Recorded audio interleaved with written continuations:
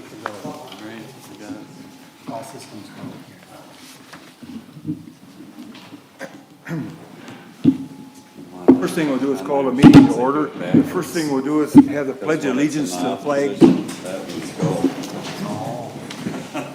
I pledge allegiance to the flag of the United States of America and to the republic for which it stands, one nation, under God, indivisible, with liberty and justice for all.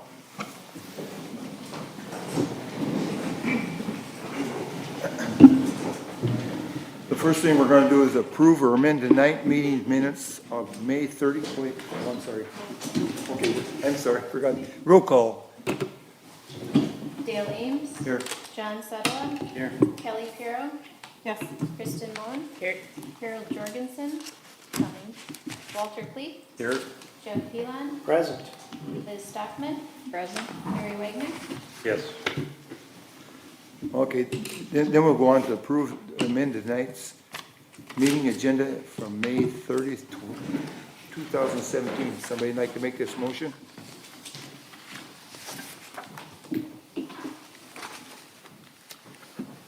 Well, I'll make a motion that we amend, or approve this as it was mailed. Do we have a second? I'll second that motion. Any discussion? Seeing no discussion, we'll call for a vote. All in favor, say aye. Aye. Opposed? Motion carried. The next thing we'll do is approve or amend the April 25th, 2017 Planning and Zoning meeting minutes. Do we have a motion?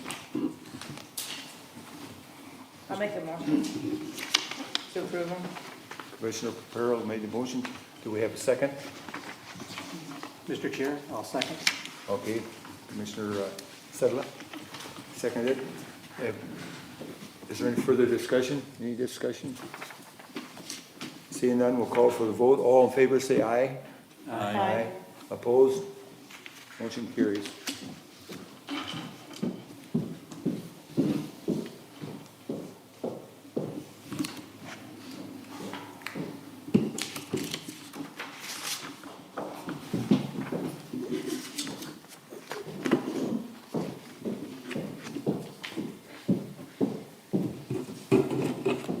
First, we'll have the clerk read the meeting policy.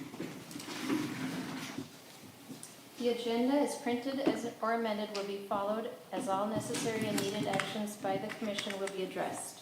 The agenda can be amended by proper motion. Business from the floor is welcome and is allotted for on our agenda. When comments from the floor are made, you must first be recognized by the chair. Second, state your name and address for the record. And third, you will have no more than 3 minutes to state your comment or concern. Copies of the agenda and other handouts are available at the back table. Please sign in and turn cell phones off. Okay, was there any floor items? There was no floor items. Okay, the first thing we're going to have on the agenda is a request for a variance for reconstruction of fire damaged home by Todd and Mary Hulberg, 18330 Waco Street. PID is number 36-33-25-42-0011. Owner did not make an application for a building permit within 180 days of the fire, so variance is required to place the home closer to Waco Street than the 120 feet setback. At this time, we'll ask our planner for the information on this. Thank you, Mr. Chair. So, yes, as you stated, what happened was we weren't aware that they needed to make a reapplication for a building permit within 180 days of the fire.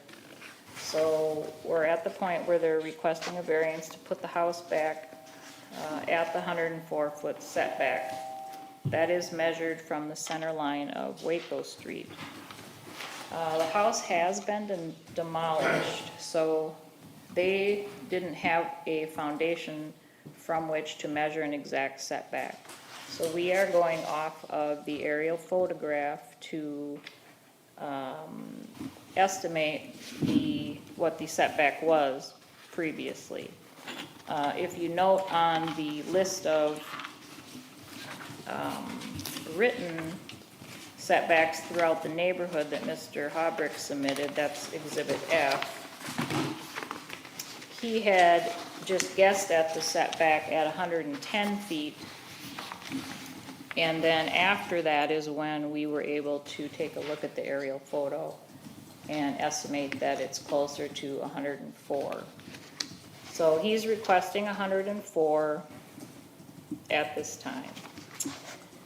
Also, on the last exhibit, which is the findings of fact, I was made aware of an error on page 2, which item 5 inappropriately references a lot split, which it is not.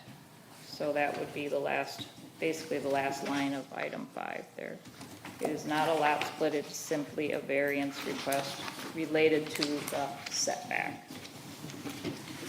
So his, Todd and Mary's request is based on practical difficulties, based on the fire and the configuration of the existing lot. There is a wetland in the back, which is quite large, and without this variance, they feel they would not have much of a rear yard area to utilize. And if you look throughout, there's an aerial photograph in Exhibit E where I have indicated the setbacks of the adjacent parcels. So the property to the north is set way back, or the home is rather, 272 feet. And the property to the south is 72 feet back from the center line. The one across the street is 96 feet back, and the other two nearby are 160 and 104. So there's a lot of variety in setbacks throughout the neighborhood. So our office feels that the request is reasonable and that it fits in with the other homes in the area. But it is a policy decision on your part based on those criteria in the report. Thank you.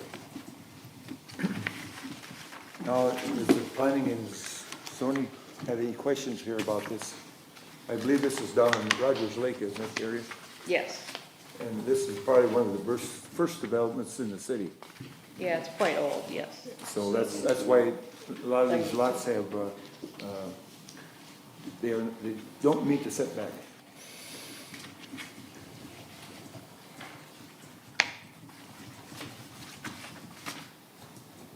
Mr. Chair, Yes? just a general question. Are they able to use the existing septic, or do they have to use their secondary site?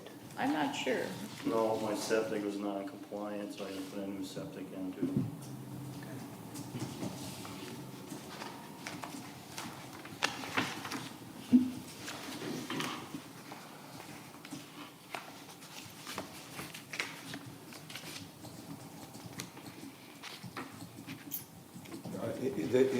This is the same footage you had before with the old house was 105 feet, right? The setback, Yeah, setback. same setback. So it's the same thing. If you come in and apply, you wouldn't have to ask for a variance because it's already in effect. Correct.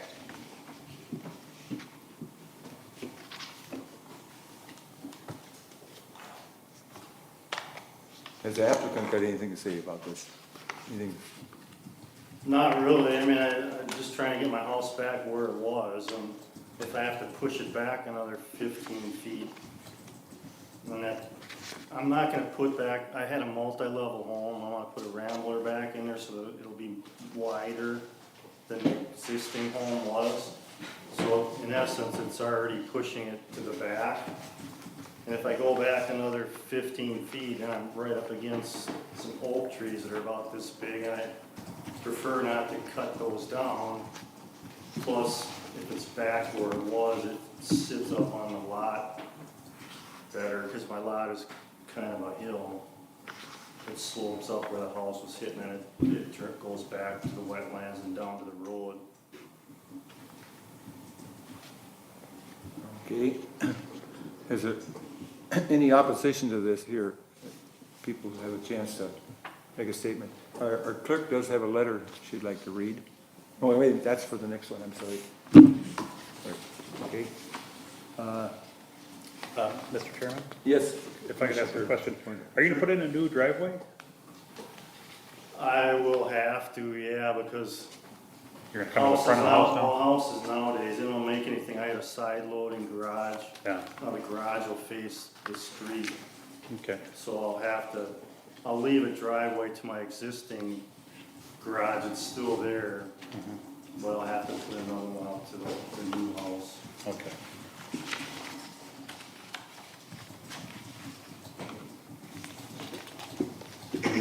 Have any more questions?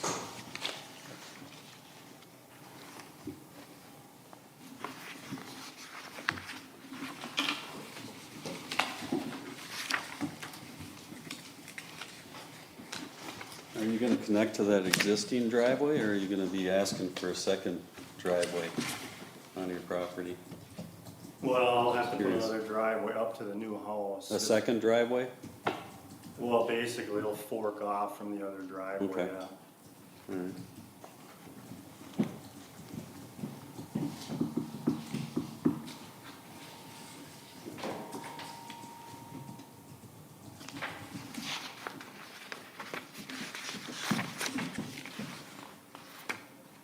Are there any more questions that we have as commission?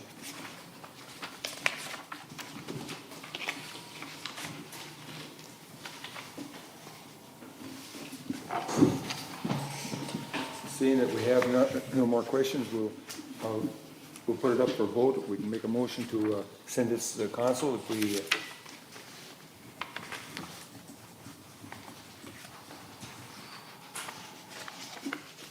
Commissioner, yes. I'd like to make a motion to approve it. Okay, Commissioner Pearl, or Mullen made the motion to approve it. Do we have a second? Commissioner, Commissioner Pearl. I make a motion to second it. Okay. Is there any discussion? Do we need to add to the motion that we adopt the recommendations of the planner? Yeah, I would make a reference to the 5 conditions listed in the findings of fact. Is that okay with you? Yeah, may revise may to approve based on the findings of fact. Is that okay with you? Yep, I'll second that too. Okay, okay, any further discussion? Seeing none, we'll call for the vote. All in favor, say aye. Aye. Opposed? Motion carried. At the next city council meeting, they'll be acting upon it.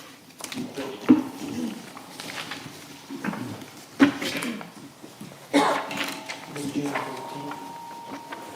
June 15th, there'll be a workshop, we'll discuss it on the 8th. That's what most of the discussion will be. Okay, We're gonna be there 7 o'clock on June 8th. same place. Yep. And then the vote will actually be on the 15th. Okay.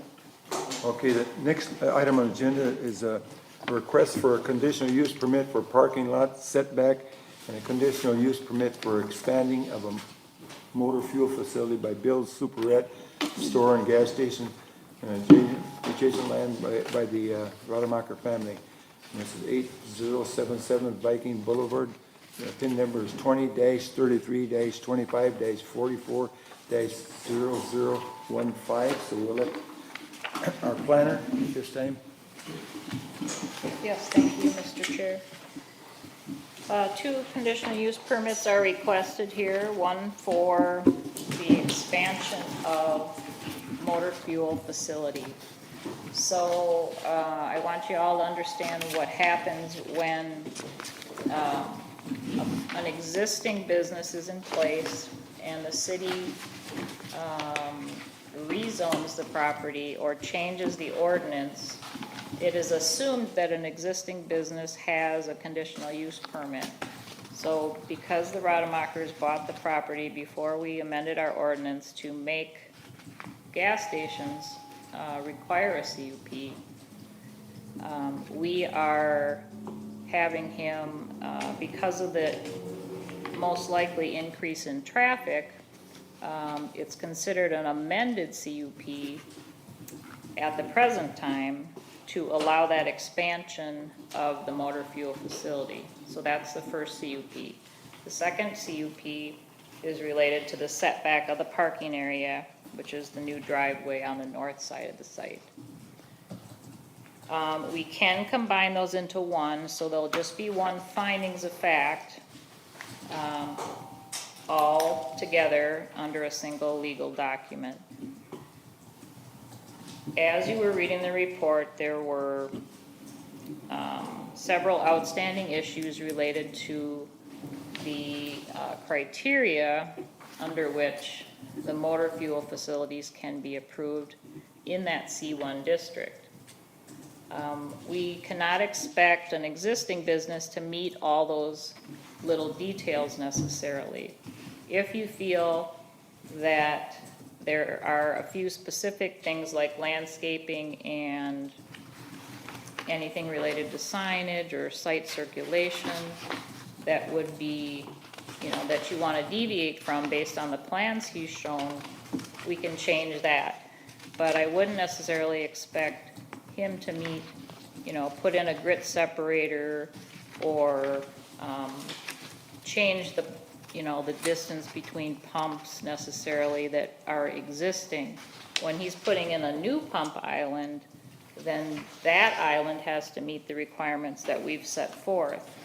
But most of the time, cities will allow the existing operation, especially if there's not been any problems in functioning to coexist as it has been. So I did bring and hand out the sort of a draft findings of fact with some conditions and then sort of a bullet list of things that we can discuss. So it may end up being kind of a long discussion, but we do need to kind of go one by one and address the requirements that have been set forth. So I think for now, we'll just leave it at that and open it up for discussion. And maybe Mr. Rademacher would like to say a few words, I don't know. Thank you. Okay, does the commission here have any questions regarding the staff's presentation in the report?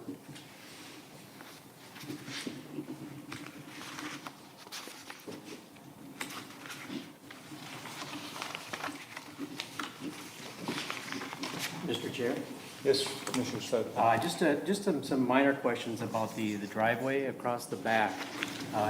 Is there any major grade changes that are gonna have to, between you and the park land? Is there gonna be a retaining wall or? No retaining wall scheduled. If you walk the property to the, as you get up to 5, there's virtually no grade change. I would say maybe inches, eyeballing it. As you get further west toward our building now, there is a 1.5-foot retaining wall, but there's a chain link fence there. So that's why I believe that was installed then. It's designed now to be graded right into the parkland with no retaining wall. And I know about where it is, but exactly where the property line is, would you have to take out any other trees on the parkland to, go up right to the property line? All those trees would have to come out regardless, in my opinion. Okay. I think on the city's behalf, I think we want them to come out because they look like crap, in my opinion. Half of them are leaning. We've taken a few down as they've fallen over on our property. If you walk out there, it's a mess. I think it would be a nice look if we took them all out, planted some new ones, and then we're able to maintain it and mow it and make it look like Risky Park. Sure. Can't speak on your behalf, but that's the one I'm hoping to buy. Do we have a recommendation at all from our planner about how much distance do we need for a really snow pile up? I know you can't go by the last 3 winters. Well, the plows through this area aren't gonna be going high speed, so it doesn't spray like it would along the county roads. It's basically, no, there's no specified distance to answer your question. I would say, typically 3 to 5 feet, but It always depends on the winter, and you can always, attach a condition that if it gets above a certain height, and many times the property owners want to reduce the snowbank heights, especially as you would near Now Then Boulevard, for instance, or the other Viking, for visibility reasons. You will have to decide and comment about, using part of the parkland for snow storage. I mean, while it is a separate property, it's not a, heavily used area during the winter months. So in that sense, it's not necessarily that offensive, but you as a group will have to comment on that. I have a question. Them trees are all on park property there. And I was going through you had a diagram, a red line going through there. I can't find it right now, but it shows that red line over quite a bit further over from the trees. So is that the lot line? Is that what you're talking about? Yes, that's The what I'm- aerial photo with the red line. So the red line shows the Rademacher property lines. This is amazingly accurate, actually. This is the aerial photo from the Anoka County website. This is Exhibit D, everybody. So I Ours are believe, in black and white. Liz. oh, you The guys, red line you isn't guys showing up have. as well. Yes, you're right, so, I'll have to let Lori know if there's anything that I want in color. Well, I thought it was in color and I can't find it. I've seen it. Oh, it was on the internet. You looked online. Oh, that was, or it was. Yeah, maybe oh, online. Okay, it was online, that's why. So all this was really showing was the 5 lots grouped all together. But I would say it's about 50-50. About half of the trees are on the Rademacher property and about half are on the park property that he's proposing to remove. Most of them would probably come out most for grading reasons, if anything. But some are right on the property line the way it looks. And I know I heard some rumors this week about, the city owning those trees and whatnot. But if they're on the Rademacher property, they are Rademacher trees. If they're on the city property, they're city trees. So it really doesn't matter who planted them or when necessarily. But that's the way, the property line is the property line. Which line is the, So there's a little strip of land that is, you can pass that around maybe. There's a little strip of land where there's a storm sewer just north of the Rademacher property. And if I had to guess, I'd say, it's not even parallel to the north lot line. Yeah, that little strip there, it's basically right where the trees are. It's a little strip of city land, and I asked Corey Meduser, and she had no idea why it was there either. It goes way back to when the city purchased the land, or, maybe even back when it was farmed, who knows? But just pass that around if you could. Is this existing right away already, or what? Yes, there's some existing right-of-way where the house used to sit, where the right-of-way is different than it is on the very corner parcel of the Rademacher parcel, where the farmer's market is usually located. Will that be dedicated? Is that the intent, or? Yeah, that's yet to be determined if the county's gonna ask for that right-of-way. They may. He's waiting to submit the lot combination form until we hear back from the transportation department regarding that access. where does that storm sewer go?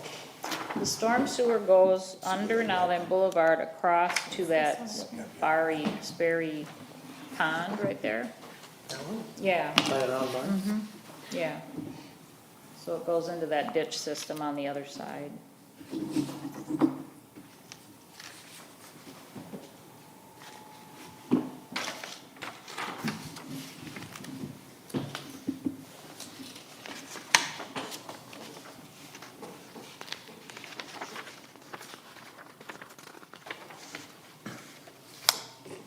Mr. Chairman, Yes. just to point out, I think on the set of plans that he has on page 2 of 6, like it kind of indicates what trees he's taking out and what either, some are on either side of the lot line. Yeah, I've labeled it Exhibit E2. It's the second page of the Yeah. it should be Carlson E2. McCain plans. Yeah, he's got X's through those trees along the property line there. There might be a dozen trees it looks like he's taking out on the city property. Thank you. Originally, those trees were put in there for a buffer.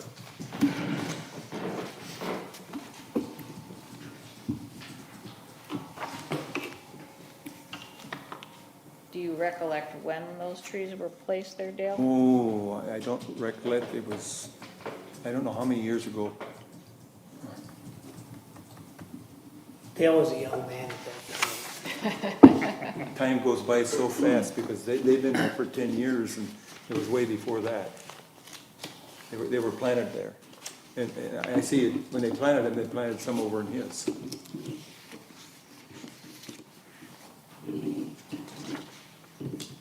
But that was the idea of the trees, was for a buffer. Yeah, I'm sure possibly it was, especially when the house was sitting there. It may have even been to separate the house from the park, who knows? The house is no longer there, so you need to decide what the impact of this, may be, whether or not this is okay with you, and then whether or not you'd like to see new plantings. Because, see, the baseball park used to sit out right there. Okay. And I think that might have been part of the reason why the trees were there, to keep the balls from flying over in there. Oh, you think? Mr. Chair? Yes, Mayor. Liz, on the Carlson McCain drawings on 1 and 2, these are the proposed site plans with the combination of the lots. Right, we're So assuming, that shows a potential of what we're expecting the county to do for a setback. And the line is straight now. oh, yes, right. I'm guessing that he's anticipating that they will ask for that right away, and that, yes, we'll have one big rectangular lot. So there'd be right away both on Nowthen Boulevard and on Viking Boulevard. I'm not sure about the Vikings piece there, but for sure the Now Then Boulevard. Looks like on the original, the one with the red line there, looks like Viking's already there. Most of that is there, right, yes. It differs a little between the Bill's parcel now and then the vacant pieces. I think that was because of the turn lanes though. Yeah, I think you might be right. Went from 60 to 75 or whatever it was. That could be, Did I understand, when I read through there, they want to eliminate our one driveway comes in on the city property there? yes, that was. Why? Because that driveway is very important for people when they're going in and out of here. Well, it, apparently there was discussed in previous years, Mr. Chair, that it wouldn't necessarily be eliminated, it would be combined with the new driveway that Mr. Rademacher is proposing. But that wouldn't be legal because that's on different property. Yeah, that's okay to do it that way. It's just like, the other businesses along Viking there that share we call it a frontage road, even though it's really a shared driveway along the north side of Viking there, which goes between Bill's and the bank and the liquor store and everything down the line. In other words, right now, there's existing driveways there. In other words, the county won't allow it? The county, right, always prefers to see, Yeah, they always prefer, but that's not marked in granite. no, I understand. What I'm saying is they did talk about it in previous years, and we haven't gotten the comments back yet, so, But from the current. I can't see where that's an advantage by giving up our driveway. Well, it's just being moved, look at it that way. There's still gonna be a second outlet to get out of the parking lot from the city here. It's just gonna be moved a little bit farther south to be joined with the Rademacher driveway. I mean, that's the way it's been discussed in the past. That doesn't mean you have to do it that way. Well, you'd have to have a stop sign there then if you're gonna have truck traffic coming down through there. Yeah, typically, From our side, if you went that way, a stop sign where at the, going on to his driveway. Otherwise, people are gonna go out there and there's trucks coming down through there. oh, you're worried about the trucks mixing with the Yes, cars from the parking lot? yes. I see, okay. I don't know if that, I mean, if you have visibility that's good, I mean, most of the truck traffic, when people are filling up, I mean, it can be all day, obviously, but the majority is in the early morning when these diesel trucks fill up. And that is not the time, if you look at uses, when you have, for instance, baseball fields being used and this parking lot may be full. Or maybe a city meeting, this parking lot may be full. And those are more evening hours, whereas your diesel traffic tends to be early morning, so that differentiation is good. But think too, I mean, when we do provide landscaping, we like to keep that visibility open. If those two driveways intersected, if we have clear visibility, it really shouldn't be an issue, in my opinion.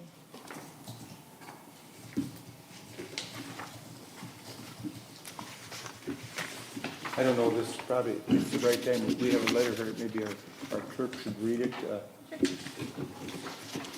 So an email came in this morning from Carl Nelson. He's Senior Vice President of Pine River State Bank. He was unable to make it tonight, but wanted to be heard. He said, I won't be able to make the public hearing tonight, but I do have some brief written comments that can be heard at the hearing. Pine River State Bank owns the adjoining property immediately to the west of the subject property. Pine River State Bank supports the approval of the conditional use permit based on, number one, the Rademacher family has been good neighbors and very easy and fair to work with.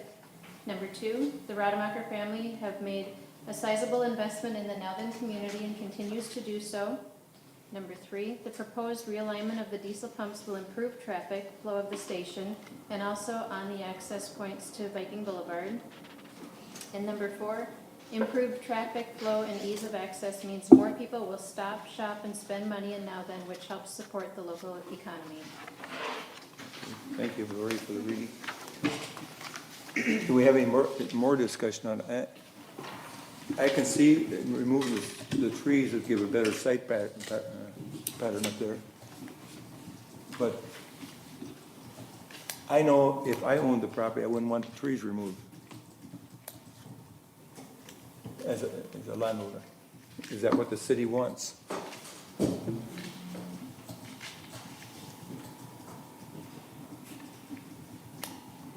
And the question is too, Mr. Roderbach was asking for zero lot line, go right up the lot line with the driveway.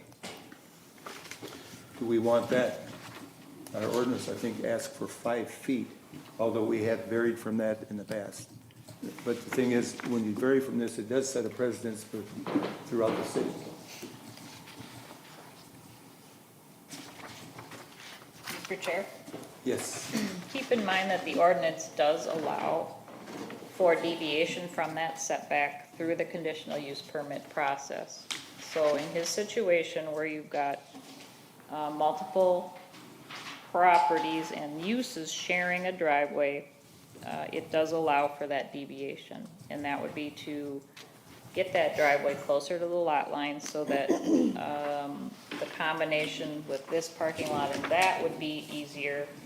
And then also to allow the 2 uses potentially on his property.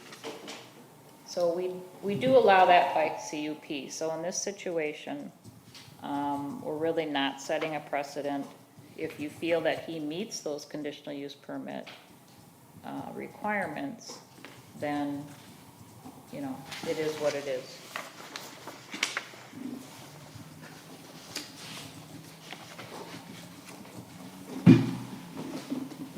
Mr. Chairman, Yes, Commissioner Reagan. Ms. Stockman, a couple of questions. Okay, so they do show kind of taking out some of the trees on the city side of the line. I guess I'm wondering if we've looked at what type of trees those are. And also on their plans here, it looks like they have a portion of the driveway is having a ribbon curb along it. And basically it all tips, so basically all their drainage off that driveway is dumping towards the city parcel. I guess I'm wondering, is that an existing ditch there that it's meant to take that? Or why are we not having them put a curb along that side? Especially with it falling off, I guess 2 or 3 feet there, to not have a full height curb on that side seems a little impractical. Whether that was intended for snow plowing or what that is, but basically they've got this whole, they call it a ribbon curb from there to down to here, and basically it all just draining off into the city parcel. I know the intent was to direct it toward that existing storm sewer. Whether or not there are grates there that will collect it, I'm not sure. The city engineer, Shane Nelson, has not yet reviewed the plans, so we do not have comments in that regard. So it might be that he might say, put this curb back in and collect the water in a catch basin and tie it into that storm sewer instead of surface draining it or dumping it on the Correct. neighboring property. Right. Because at the same time, if we put in a driveway in the future, we'd have to be dealing with it at that time, as a city expense. Yeah, that's a good point. And as far as the trees go, I know they're evergreen. I do not know whether or not they're spruce or if they're, pine or what they are. So that's, A lot of times if you have 2 rows together like that, if you take the one side down, it's gonna look terrible anyway, I guess, so it might be the case. But I guess my other question is that are they proposing, should they be proposing to put back at least 12 pine trees on the city property? Whether they're Right. in some different configuration or other location, whether they're farther up to screen the loading station itself. There was no proposed landscape plan, was there? no, we do not have an actual landscape plan. I Okay. believe Mr. Rademacher wants to hear your comments, and he's indicated his willingness to, replant some vegetation. Okay. And yeah, maybe they get moved up so that they basically screen this pump area too, if that's, be a better location for them if they're gonna put some back. Yes, I would suggest that our findings include a condition that one of the plans show, future trees or a Yeah. landscaping. Is there any intent for any new signs out front at all or not? Nothing on the Bill's store. The new canopy, if you look at the exhibit, which shows the photograph, which is Exhibit G. Okay. Now, keep in mind, this is a canopy that he put in another location, so, yeah, I made that note there. And it'll be blue instead of gray, but what we need is to evaluate the signage on the whole property. When he went in, I don't even know if the city had a sign ordinance or the township. So, what I'm gonna be asking him to do is to provide the sizes of the existing signs, and then we'll determine, what we can allow on the new canopy. That's the way that we may have to approach it. But there's no new signage planned at the new driveway location or out at the corner at this time? Not to my knowledge, no.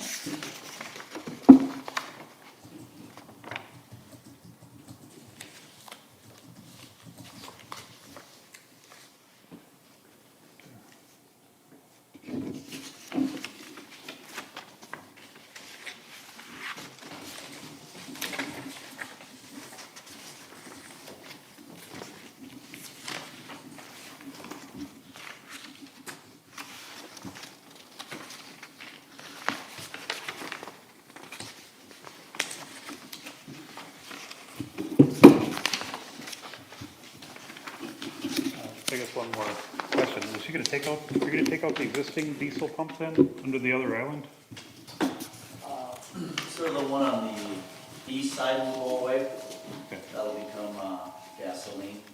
The one on the west side will stay, but it will no longer be a high flow diesel. That would just be for your cars, you know, small nozzle. Okay.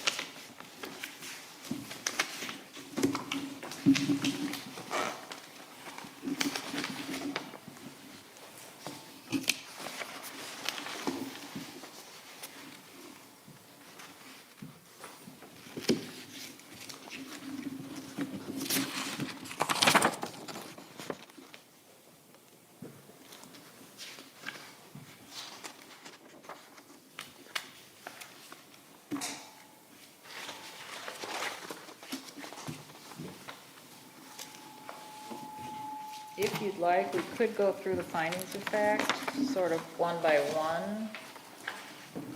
And then we're basically covering all the different issues. Go ahead. Let's go We'll do through. that, okay.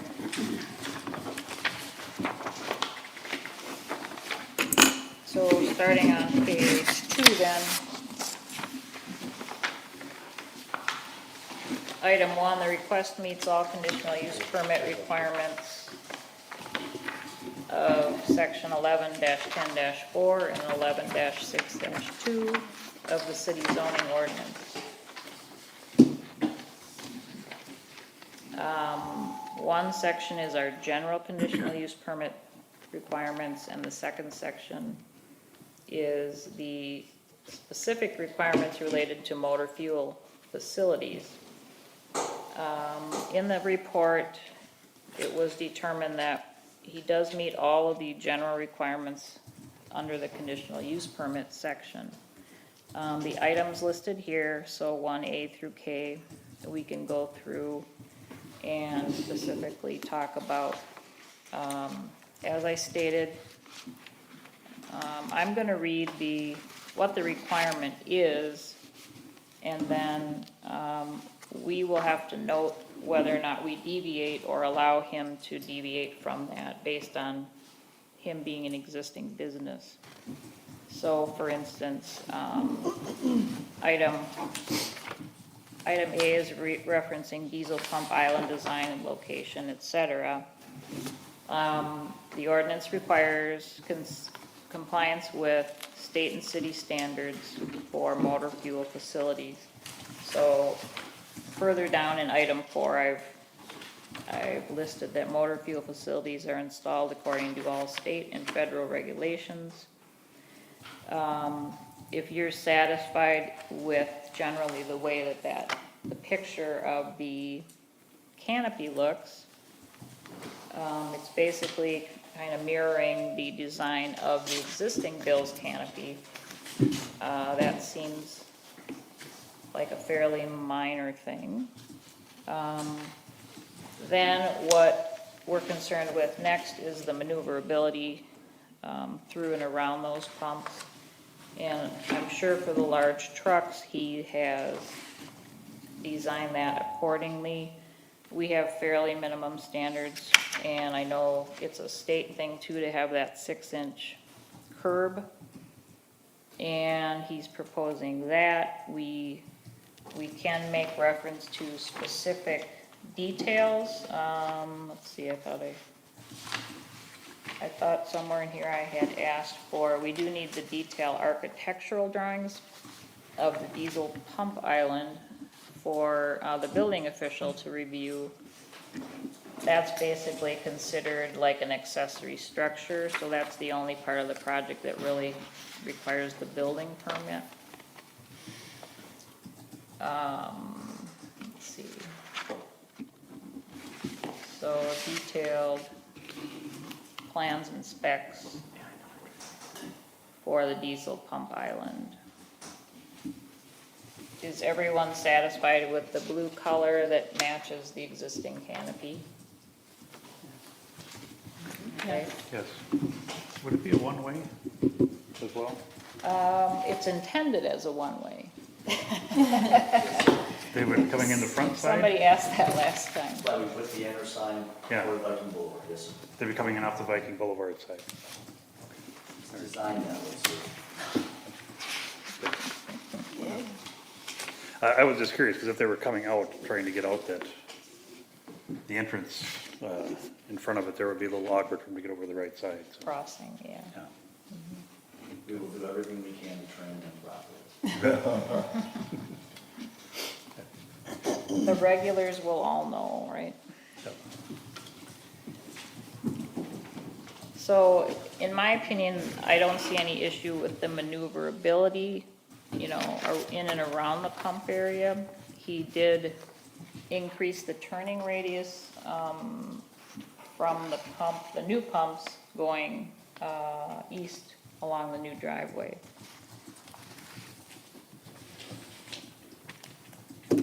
So that, you know, all the trucks don't have to swing super wide there to get around that curve.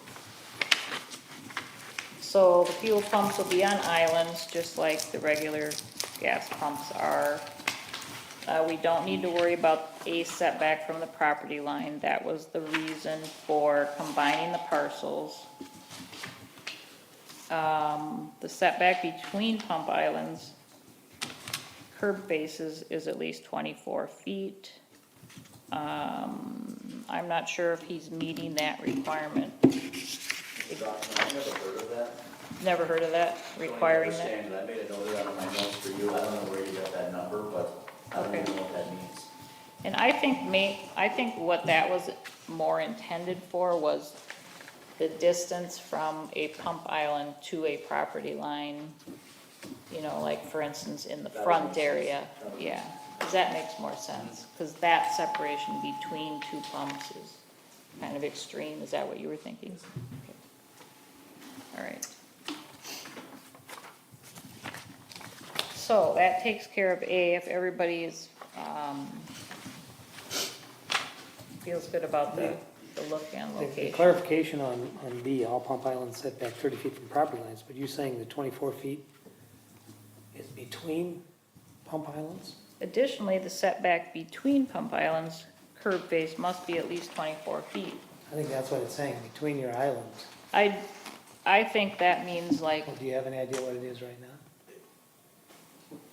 At our stores now, I think over here we have 24. But I've never encountered that verbiage before, Mr. Mayor, so either it's a typo, it could be 14 feet, but I've never heard or I've never seen that number before. I'm thinking it's if you have two islands that are separated, so, Well, there's 3 islands there now. yeah, I think, So from well, curb face to curb Well- face, they're saying, if you've got a car parked and a car parked, they're saying they want room for another car to go To get between them, through. basically. basically. And whose ordinance is that? This is the city ordinance, so, but this really, it really shouldn't apply to his new diesel pumps though. Because, I mean, those are just, basically, you're not gonna get two trucks, you know, going this way and next to each other through there. You have one pump for each island, or aisle, right? Because there's 3 aisles to get into the diesel pumps. So we can check out what the existing situation is, but I don't think that this necessarily applies to the diesel because it's a different setup. So with the cars, he's got the separate pump islands, which, you know, they share one big canopy, but you've got the islands that are, so I don't know that having 24 feet for a single truck width, you know, isn't really necessary. But I think we should clarify that and make sure the verbiage is in there so we know it was intentional. Yes, I agree with that.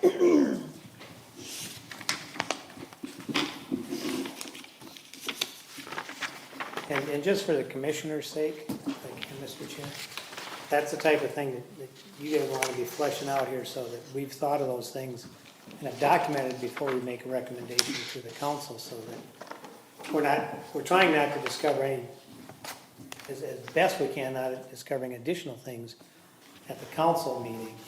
If we can dig it up here, give us a chance to research it and have answers when it goes to the council. So if this is the time to be thorough so that the planner knows what to follow up on, and Mr. Rademacher has a clear understanding of what the commission's gonna recommend.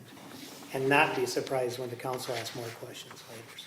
But this is also in regards to something that's existing, correct? I mean, he's not gonna dig it all up and redo it. No, but in this case, because there's verbiage in the city ordinance that says 24 feet between the curbs, it doesn't designate separate for the design that we've got here, the diesel. Gotcha. And it makes sense not have that much space, because if you do that, people are gonna come both directions. And so if the intention is to be one way, but we have an ordinance, we should address that, so it's formally addressed here, because we haven't had this type of request before. So on typical car islands, maybe 24 feet is appropriate. But for the diesel, if you're gonna go one way, we probably don't wanna be, certainly he doesn't wanna go that wide on his property, so. Are the notes just then not removed since they don't apply? Well, Or- we'll make notes Well, we'll make notes. why Right. we deviated or The why. ordinance says this, but the recommendation Okay. is this for this reason. Our ordinance doesn't cover one lane pumps, into pumps. That's what we're saying. Right. Mr. Chair, Yes, Mr. Councilman? city ordinance, at least the one that I'm referring to, does have the 24-foot requirement, so I would guess it's not including one lane, an assumption of one lane traffic. Mr. Chair. Exactly, yeah. Commissioner Pearl? One concern I have actually, because it's going to be larger truck traffic through those one lanes, is I think we just need to look into what it is that will make the movement through between the lanes smoothest for entering and exiting traffic. If it is less than the 24 feet, what will it be? So that it's not hindering the movement of traffic. And that's a good point. That's again why you discuss it here, so you can say, okay, if it's not 24 feet, what is the recommendation? We have trucks, RVs, what types of vehicles be going through there? What would be the recommendation, so we capture that, whether it needs to be an amendment to the ordinance or simply part of this CUP. Can I ask Mr. Rademacher what you've seen before, the footage? We have one lane. Common is 14 to 15, according to our supplier. That canopy that we did in Royalton, I believe we have 16 there. So the islands are 4 feet wide of concrete, and then you have a 16-foot drive lane. So it's 20 feet if you include the 4-foot island that the dispenser sits on, and then 16 feet for the semi. Semis are quite a bit wider, so we give them plenty of berth. But this is a 72-foot wide canopy total with 3 drive lanes. I think we're at 16 feet from curb face to curb face. You have no problem with that then, 16 feet then? No, that's the way we design it now. yeah. That's what you did then? Okay, because it's not in our ordinance. That's the problem we're running into. No, correct. And we did our first one last year up north, and we either did 15 or 16. Mr. Rodmacher? Yes, ma'am. Another question in regards to, you made a statement at the last meeting about the width of this lot overall, if you wanted to put a building in there. So is that width of this lot also comparable to another lot that you also built these one-lane drives on? The depth of the lot? I'm not sure I understand your question. The depth of the lot from the 22 to the city property line, the north-south Okay. depth. Is it comparable to another one that you also have? Are we looking at? Depth-wise, no, but that's why we have the minimal setback behind this building, Yep. which is why the city granted us that 2-foot setback or whatever it was back then, Okay. was because we couldn't get, I think we had 50 feet from the curb to the front of the bollards where the islands are, and that was a distance that we like to maintain. So the city allowed us to push the building back, which allowed us to encroach on the parkland, which is where we are now, which is why we're requesting that same setback on this lot, which is either between 0 or 2 feet, whatever it is, to match that curb lineup. We are pushing the diesel canopy almost flush with the front of the building, so we've got stacking for 2 semis out front. And then as they leave the island, they'll pull right out onto the service road. So we're a little cramped on space here, but we did push the canopy, what I would say, north to allow 2 stacking out toward Viking.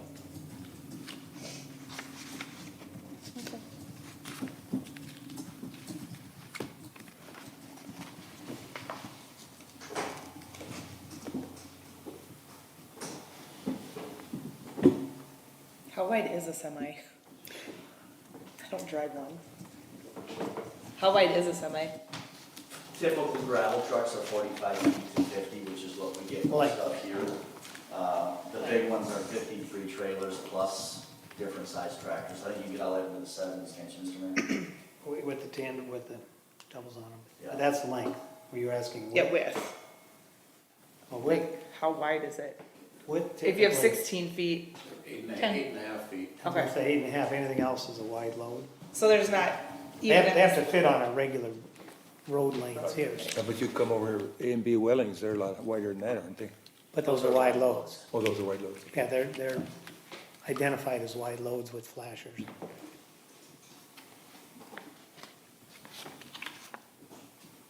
Mr. Chair, I have a question Yes, for Liz, Mr. if I Clee. can ask her. I was wondering if they took in consideration the turn radius of the truck for that exit onto Nowland Boulevard. With the width of that driveway coming in, trying to turn the semi-truck into the one lane without coming into that second lane. I don't know if you got enough radius to turn the truck into the lane.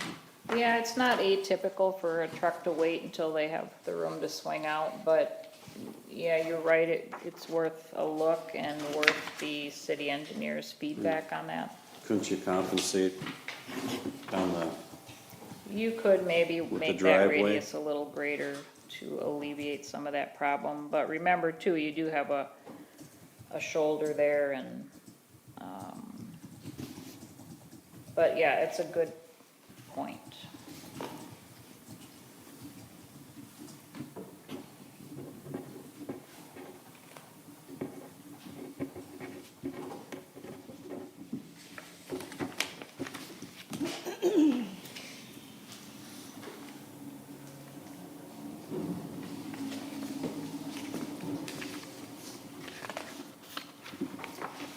So, let's see, back to our list.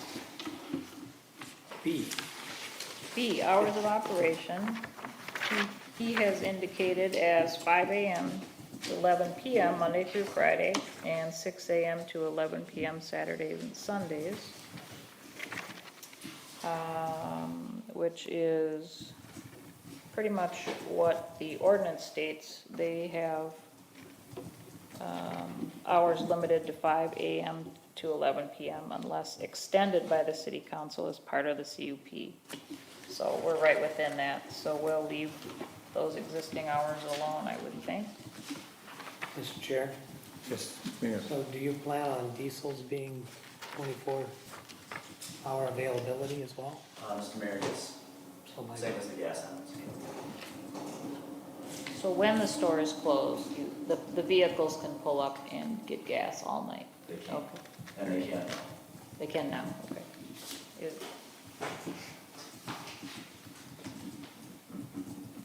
Do they typically know that? Lights are on, Mr. Mayor. Minimal lights, yeah. I have a question. Are you gonna allow parking of vehicles, so they could come in there and park for a while? Yeah, that's not gonna be allowed, No, sir. okay. I didn't hear your question. Now, parking of trucks and their trailers and stuff there. Oh, A lot at of night? peop- Yeah, well, see, a lot of people might pull in late and say, I'm gonna park here until morning to get the fuel or something. Well, they don't have to, because they get fuel all night long. They what? They can get fuel all night long. Oh, that, okay. Okay, it's gonna be on a credit card thing, okay. Okay, item C, canopy location and design. We already covered that. I guess we will, I'll get you the specifications. We'll check into this, width and the design specs for that canopy. Sign details will be forthcoming. We'll have a condition requiring detailed signage, the sizes of existing and proposed signage. And then that would be conforming to the ordinance requirements. If there's an issue with that, I would bring it back to you to discuss that at a later date. We could, if everything else checks out, you know, he could start with some of the other site improvements, and then the signage would obviously go on last anyway. So that would be, that's kind of to be determined then, but we'll add that as a condition. I'm thinking about if this goes through, when they go out of the city parking lot here, is there gonna be some kind of sign there, no right-hand turns? To go up to his driveway there, because people might, No, I hadn't thought about it, but I don't, why would you think that would be Well- negative? well, you don't want people going the wrong way, it's gonna be a one-way street out of there. Now that'll be two-way, the driveway will be two-way. Can I clarify this? Yeah, sir, Mr. Chairman, that's a two-way street. Well, it is a two-way. Absolutely. Well, what That's does a public- That's a two-way, 30-foot wide, in and out, full access drive into the parking lot and out. Just like the road going down Viking Boulevard for all the bars and the restaurants, absolutely open to the public. Okay, I didn't understand No, that, yes, sir. because I know a lot of people go, Just the pumps themselves are intended to be one-way. okay, just the There'll pumps. be I two-way thought- traffic on the drive to now. Okay, I didn't understand it that way. Okay, thank you.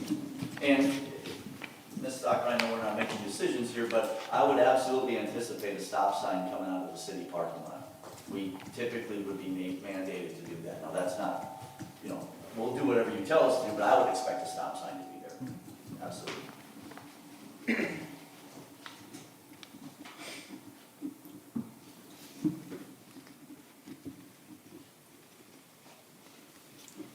Yeah, the intention is that that driveway will take the place of the gravel one that's there now by the old house. Yeah. Probably it's cutting across the parking lot. So instead of coming down 5 and having to get onto 22, you can come down to that driveway and get into A lot of people use it now. Brent. Yes, they do. I use it that way.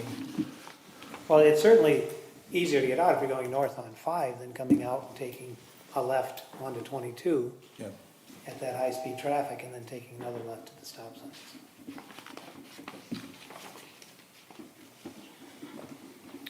Item E, dust control and drainage. Everything related to drainage, grading, utilities, impervious surface, all of that would be subject to city engineer review and approval. They do meet the impervious surface requirement at this time.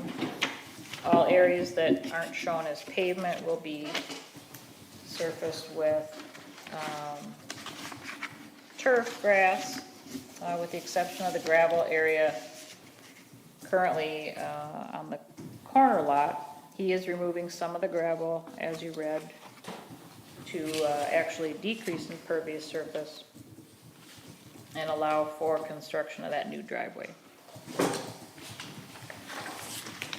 So if that's, I don't know if there's anything specific you want to talk about relative to the drainage or the grading, That's something, that's up to the engineer, isn't it, to look at that? but yes, that would generally be the engineers. Mr. Chair? Yes, Commissioner Steppen. Commissioner Wagner had the idea of a possible full curb in the back. Would that be something that the engineer would automatically look at? Or could we direct the engineer to look at that and a full curb and a connection to the storm sewer? Yeah, he would automatically look at that. Okay. For sure. It's based on the overall drainage and impervious surface calcs, yeah, stormwater calcs. Yeah, I'm not certain if there's a grate back in that corner or not. Otherwise, this parking lot runs to the grate up here by the building. Okay. So I don't know if it would run from there across the parking lot to this grate, or if there's a second grate over in the corner. Right, right. I don't know either. Mr. Chair. Yes, Aaron. So on the oil grit separator, pool storage, is there any type of spill containment on that property right now? If there is a gas spill or an oil spill of some sort, does that go into the? Each dispenser has a sump, and all the hoses are, and the fill sumps all have, or the fill caps all have sumps. Is there anything for stormwater at this point?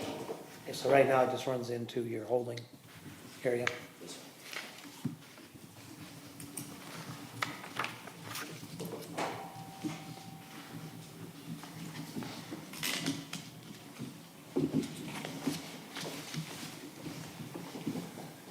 Is everybody satisfied with allowing the engineer to review those items related to the grading and drainage? Okay. Landscaping. I think it would be helpful to have some recommendations regarding the tree removal and replacement. Mr. Chair, Yes, Commissioner Stetser. could we just ask for a one-for-one replacement of the trees that are taken out on the city property with a landscape plan to follow? That would be great.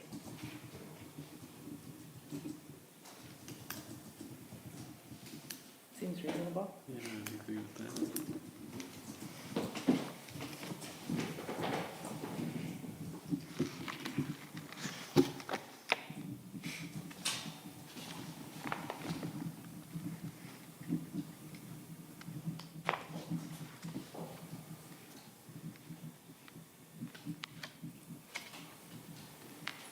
Any other comments on landscaping?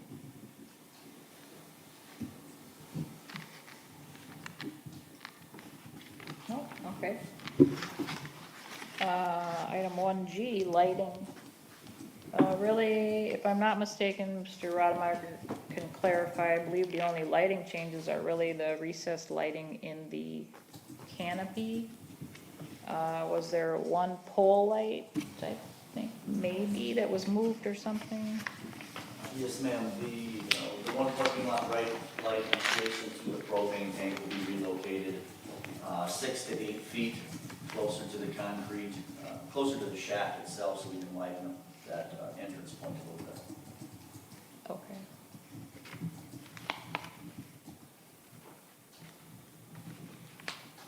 Thank you.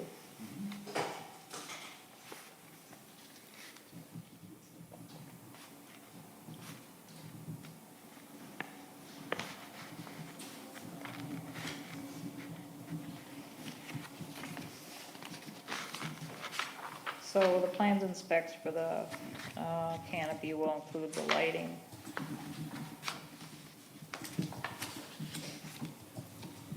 Item H is regarding access, circulation, truck turning radius. We've had quite a bit of discussion there. Any ideas as far as what you want to see for a condition? Do you want to suggest any changes to the site plan as you currently see it? Access, of course, we're waiting from the county. That's up to the county whether or not they'll approve that driveway access. If you feel satisfied with the way the trucks move through the diesel pump islands, it looks satisfactory to me. As I stated, they did widen that truck turning radius to go down the driveway. There was one comment regarding pulling out onto Nowland Boulevard. But I think in part, the county also, Commissioner Cleat specifies what that radius has to be as it meets the county right away. So that would be an engineering question.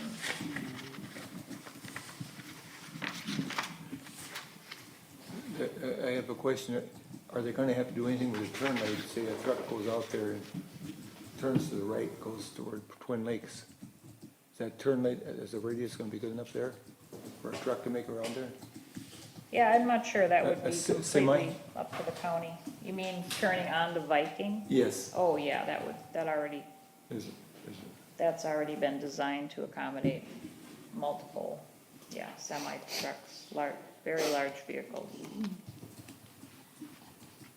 That's a county issue, has nothing to do with Yeah, this. I mean, I wouldn't have any impact on this.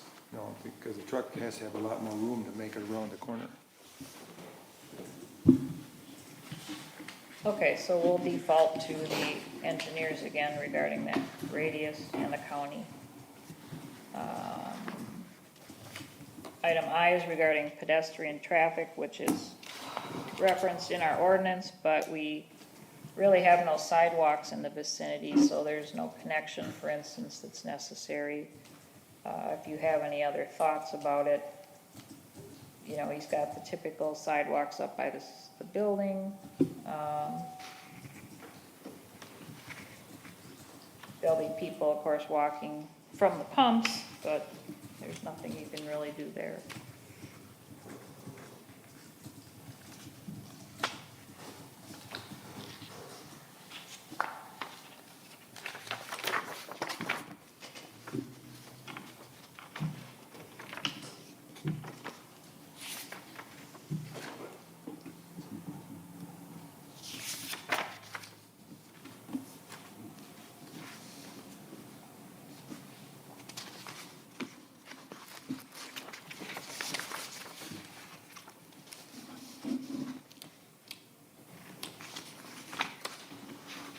What are we waiting on here?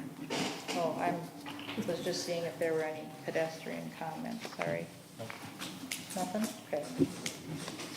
Noise is referenced in the ordinance, but to my knowledge has not been a problem in the past. It could, sorry. It could change, just because having a designated truck lanes might actually allow people to do a lot more convenience and filling. I don't know. Don't know that we get a lot of traffic through here late at night. Are you referring to the noise? The ordinance right now is just talking about a PA system. Oh, really? Yeah, PA system playing music. A lot of pumps now, they have advertisements and Oh, that kind of noise. video and audio that play continuously. And so this is, they don't have a public address system from the building, and they don't currently have anything on the pumps. So some stations, you'll see that ads running. It used to be when Harvey had his, over here, you could hear him calling for different people in the back room because they had a big speaker on the building. At this point, that's not an issue, and it's, Yeah, the trucks themselves is not part of this noise got it. requirement.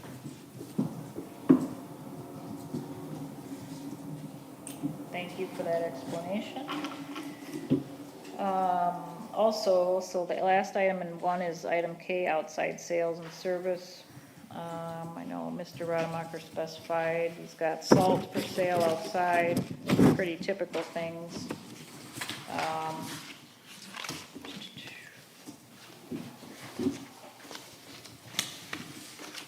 Basically, what the ordinance requires is a designated area for those types of things, whether you have a pallet full of salt, whether you have the propane containers or, you know, firewood, whatever it might be.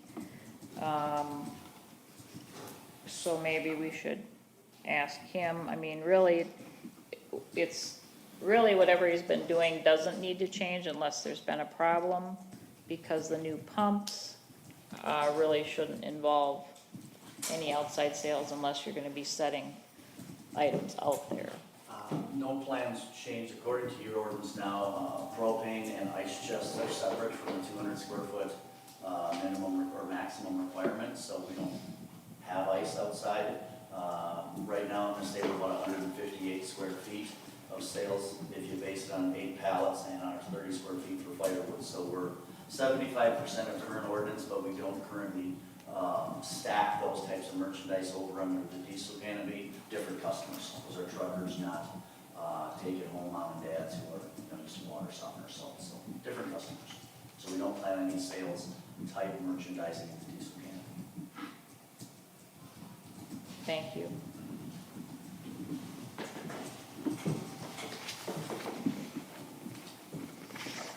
Those public phones are things to pass now too. Kind of miss the old phone booths.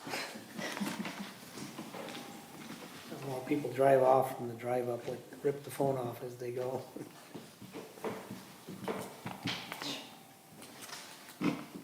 Okay, so, The question I have, and it's, I guess it's not part of the ordinance, but thinking about the access drive and watching some of the people move rather quickly across the gravel area, is there a speed limit typically on something like that? it would Okay. just, and, you know, on private property would be whatever, if he wanted to post it. Just something to consider as you go along, because that, Is it posted along the frontage road? I don't think people know that's a road. I don't They think it's a so. parking lot. They got speed They have bumps. speed bumps, yeah. We don't have it posted in Oak Grove, Mr. Mayor, about the same length, 300 feet. Hasn't been an issue, but we have a lot of sheriffs parked behind the store, and it changes the rate of patrol. Not opposed to it, slow sign or something there, I mean, I'm not opposed to that if that's something that the city deems necessary. But something to at least keep an eye on, whether it's speed bumps or, I know our sheriffs typically sit over by the fire station, but they're welcome to come over here as well. Let you know a lot. You have heard, you've had mentioned that before. so.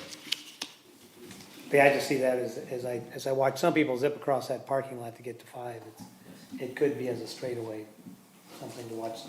Because it is adjacent to the park. I can see kids coming from the park to get to Bill's for pop or candy, and so, something to be aware of. Okay, good. So condition 2 is regarding Anoka County access approval. We're waiting on that. Condition 3 is regarding the lot combination request is submitted and approved by Anoka County. Condition 4, motor fuel facilities installed according to state and federal regs, which I'm sure Andy Schrader will ensure. The signage plan required. Item 5. Item 6, the new driveway shall be set back X feet. We should decide exactly where you want it, if you like it where it is. You know, appears to be right about at the property line, maybe, like he said, a foot or two off.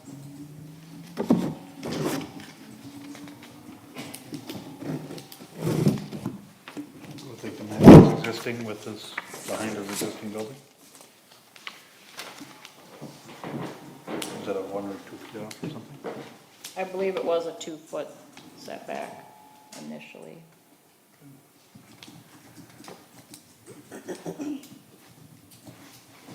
Mr. Chair, Yes, Commissioner. I believe on exhibit E3, it shows it 3 feet.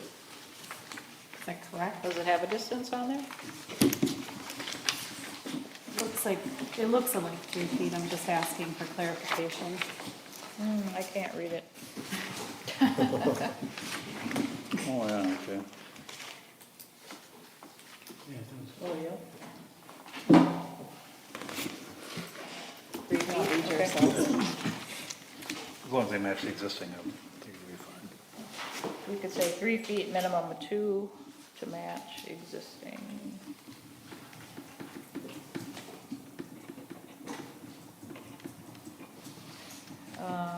Item 7, any comments on the city parking lot realignment? We heard Chair Ames say a few words about that. Really not a Rademacher requirement or responsibility, but maybe just generally some discussion about it would be helpful. Mr. Chair? Yes, Commissioner.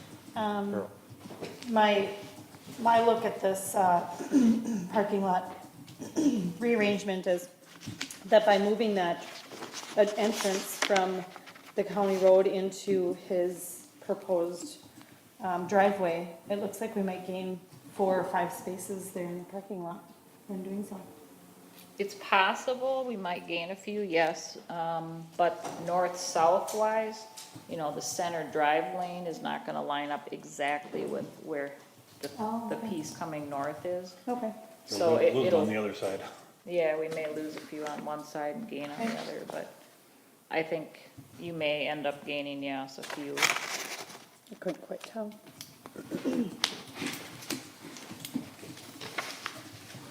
So other than the pavement itself, we've got to contend with the storm sewer in that location, so I'm hoping Shane will comment on that item. Were you anticipating the county saying to close that driveway There- during this one? There was discussion previously that Councilmember Bettinger remembered. So we looked back in the minutes about what the discussion was. And all we really had to go on was the previous site plan, which showed that shared driveway actually straddled the lot line previously. But because of the park grant that we have on the parkland, removing any portion of the park area from the total is a no-no, because you have to go through all these very detailed, requests, and I forget the name. There's some sort of process you need to go through. So then at that point, Mr. Rademacher just said, fine, we'll ask for the 0 lot line, we won't ask to straddle the lot line, so, just to keep it simple. But there was some discussion of it previously. There was nothing set in stone that we know of, and nothing from a county standpoint. But apparently they had conversations with the county regarding that, because the county is always on board with eliminating access points, as you know, so. That's about all I know about it. Yes, Councilwoman. Mary and Ms. Stockman, so if the county comes back and says it's all right to leave the city entry on the south side of our parking lot and add or redevelop the one from the Rademacher property, we could leave ours and not have any change. Correct. So it's just all up to what the county says. I believe it would be up to what the county, what their recommendation would be.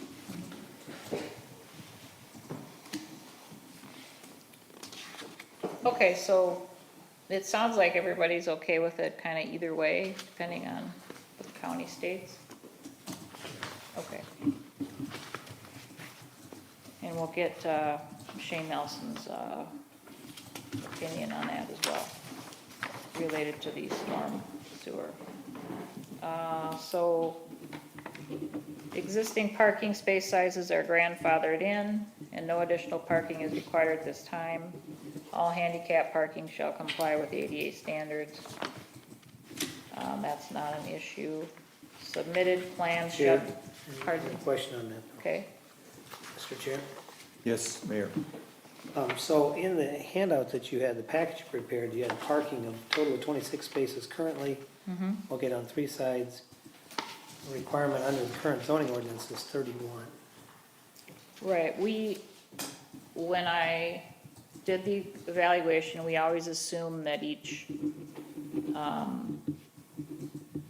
each side of each pump is a parking space also. So that's where we came in, yeah, with that. And does this take into account the parking that's available? I know we don't like trucks out there, but on 22 where cars park out there between the pumps and Viking Boulevard. No. I only counted what's on his lot, up around by the building, and then the spaces adjacent to the pumps. And is that area between the pumps and the turf there, is that considered part of that service road too? Is your property, or does the service road end there at the bank? Service road starts at the bank, Mr. Mayor, as far as I know. Okay, so that's all your drive, Yeah, right? okay. Item 9, submitted plans shall be subject to city engineer review and approval regarding all grading, ponding, and site circulation issues. Plan revisions or stormwater calculations shall be submitted if required. Item 10, I just had a question about any comments on the farmer market. Basically, he's, continuing to provide a space for it. The only thought I had is now that it's kind of a one-way area, if there were any signs that the farmer's market wanted to provide about, or how to deal with circulation, that may be something that they would have to reconsider. I don't know if anybody else has any thoughts on the matter. But that road's still gonna be a two-way. Well, but see, they can't come from the north anymore, so they have to Wait a minute, enter. Wait a minute, you just said it's two-way, you go both ways on it. Yes, but it doesn't And connect not any. directly to the gravelled area. If you look at the site plan, Chair Ames, it does not connect anymore to the gravel area, so he needs to have that green space there for his impervious surface, to balance out the impervious surface. In other words, you won't be able to go off the road at all then. Is it gonna be curved there or something, or? Yes. So you just have to come in the other way. I mean, there should be a way that you can sort of make a circle around through there and then back out. It's a big enough space, to do that. In my opinion, the farmer's market will just have to figure out sort of a different layout for their stands. The curb is gonna be that big in there? It'll just be a regular curb, 6-inch curb. Okay. But there will be no access directly to the gravel lot from No. County 5. No access. Not from Nowland Boulevard. You'll so- be able to come in the new driveway on the north end of the property and come around by the building. But to get into the actual gravel area, you'll have to come in where you come in off of Viking Boulevard right now. Now, what happens if he puts something additional into his lots there? They'll still have to come in from the other side? I'm sorry? If say he'd put another building in there to have some other business there. Well, then the farmer's market wouldn't be located No, but there. I mean, even if he put another business, then you got that curb there, you still can't go across that curb, you said. There'd be a whole different site plan at that You'd have to point. change the whole thing. Right. Whatever yeah. he's doing at Yeah. that point, Okay. we can discuss then, but the access would be, and curbing would all be considered at that point. But for right now, the access to the farmer's market would be between the propane tank and 22. And that's in and out. That's all they had when they were over here. What's going on? Yeah, it's, again, if people are driving carefully, that's just fine.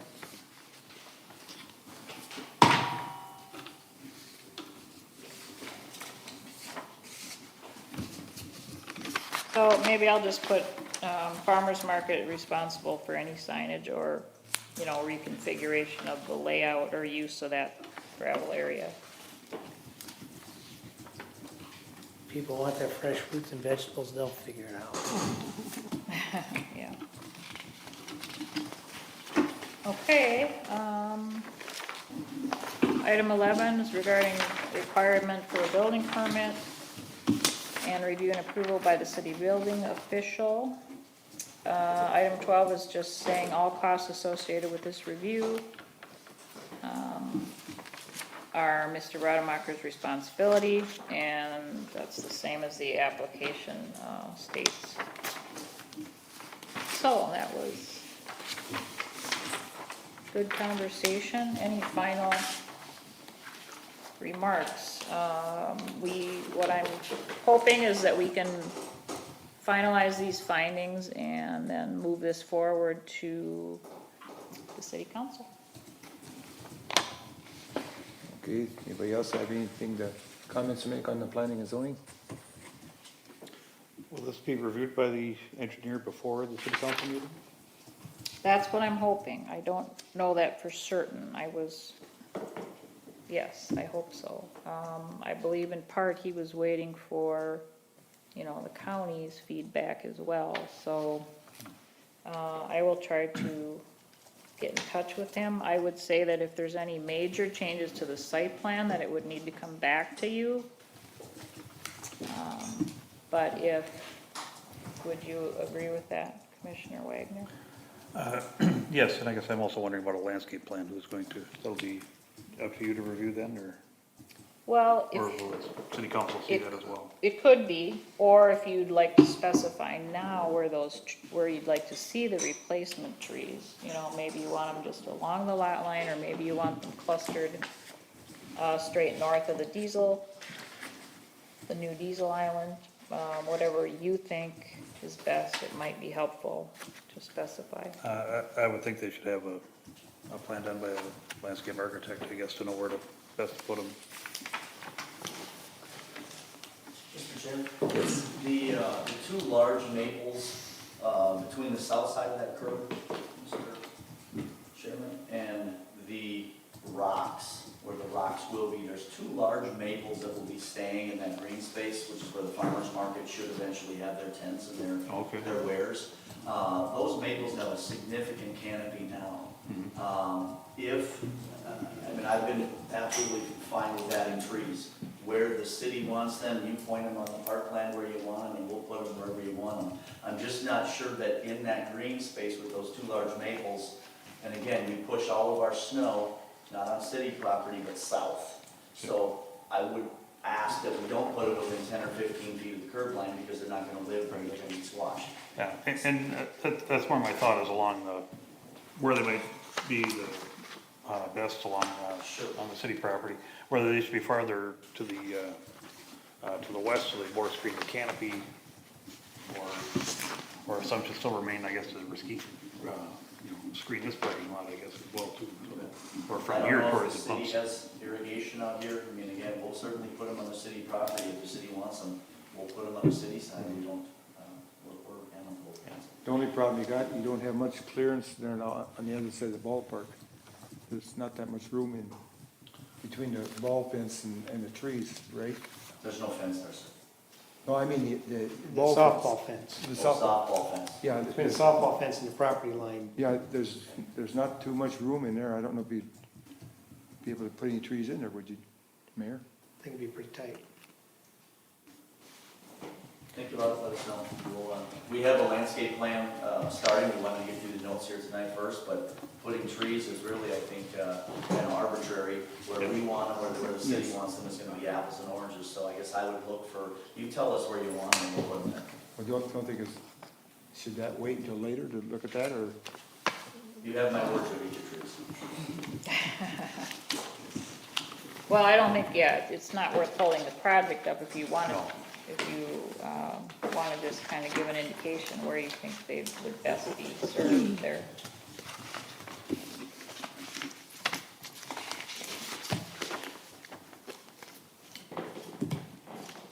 Yeah, I guess I'm not sure where the fences are and whether some should remain up here where these ones are coming out, whether you just replace farther over. And some will probably his canopy up here or something like that. Being this is dealing with the park, should the park and rec look at something like that? I was just gonna ask that. Were you gonna say I that would, too? yeah, I wanted to suggest that maybe maybe he could just talk to Parks and Rec and see if they have suggestions on where they would like some trees, one-for-one replacement. Maybe they're not all right here, maybe Oh, they're sure. elsewhere, so. Yeah, I think that's a good idea. Yes, Councilman. Mr. Chair, I understand wanting it to come in front of Park and Rec, but the placement of trees is really a day-to-day maintenance issue, which is responsibility of staff and not the Park and Rec. That's just my thought. Well, I think the staff would have to have some guidance too, That's staff's job is to Yeah. know. because as Mayor pointed out, there's not much room over there to put trees in. No, but I think that the idea that was suggested, that it doesn't have to be along that line. Because again, if there's a chance that the parking lot here exits into that service road, you want to make sure you're not blocking any sight lines there either. So, but there's certainly between this building and that road is an opportunity to put some trees in on the outside of the softball fence here that would provide some cover to the use of this building from the commercial area without having to put everything along that property line. So I think it's reasonable to have a landscape plan that says, if you're asking for a one-for-one replacement, where will they be, that doesn't just, put a barrier right back where it is right now. You still have to get around the outside of that softball fence to cut grass and to access the gate back there. So. But like Mr. Rodermark pointed out, you're gonna have to be back in that lot line quite a little ways. Yep, so I think it's incumbent on the city to determine where it's gonna be. He's already said, you'll get your trees, you tell me where you want them. Well, as I look at it, you'd have to go out there and really look at it close, because I don't think you could put trees actually back this way much further than where they are now. Oh, you can, where the horseshoe pits are. There's a lot of room between the horseshoe pits and that property line. Okay. Not between the softball fence and the diesel islands, but, Mr. Chair? Who is our liaison for the park? Oh, Right you, there. okay. And does maintenance personnel actually attend? Like, for instance, does Joe Mr. attend? Chair, Selectman, yes, Joe does attend. I am the liaison, Joe does attend. It would be my thought, if we are looking to determine the best location to plant and what to plant, I would defer to a landscape expert that would know what should go where versus our staff. Especially as it relates to the drainage there, the storm sewer. We probably don't want them right on top of the pipe either. if you're gonna do something like that, you'd want a column or tree rather than something as bushy as what we've got there now. There are some trees that certainly are taller and thinner and provide a nice barrier if you need that. But I think if you could spread them out along the property here, it would be much better to take advantage of that to build a nice forested area.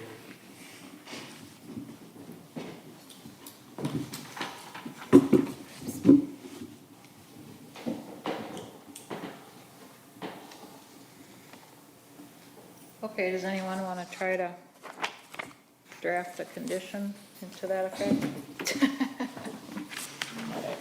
Mr. Chair, Yes. could we look at it from, not having Parks and Recs design it or maintenance people design it, but have a landscape architect design it with the input from Parks and Rec, or if they have any ideas that they want to implement? I'll have our engineer put a plan together, it's part of the bid, so I'll submit it. And then if the city wants to relocate, they can do so. Ms. Stockman, submit that to you, ma'am? Yes, that'd be great, thank you.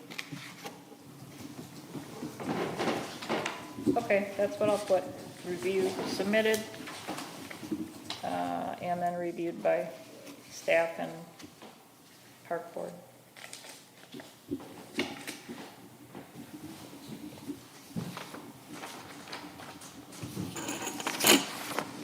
Any further discussion? Seeing none, what we need now is a motion to send this to the city council with the recommendations that our planner has given, and also what our engineer will be giving, and also the things that we discussed on these different items. We don't have to go list all the items, do we? No, You have to list anything that you want to specify on here. And my notes I made were the discussion on landscaping, identify what you're requesting or what you're recommending. The item 6, the driveway setback, the grading issues, snow storage, again, landscape plan. What you want to do with the parking lot realignment. What are your recommendations on those things specifically, along with the other findings of fact? I don't think you have to reiterate every one that you agree with wholeheartedly, but anything that needs more clarification, you need to give us your input on. There was, yes, Liz. oh, thank you. Well, I feel like we've already This, gone one by one and specified. I guess it's hard to, without an actual final copy, to say whether it's 16 or 12 or however many conditions. But, I don't know, I guess I feel like we've already specified, I know that it's, you know, it's not part of the motion, but maybe just referencing the discussion we had.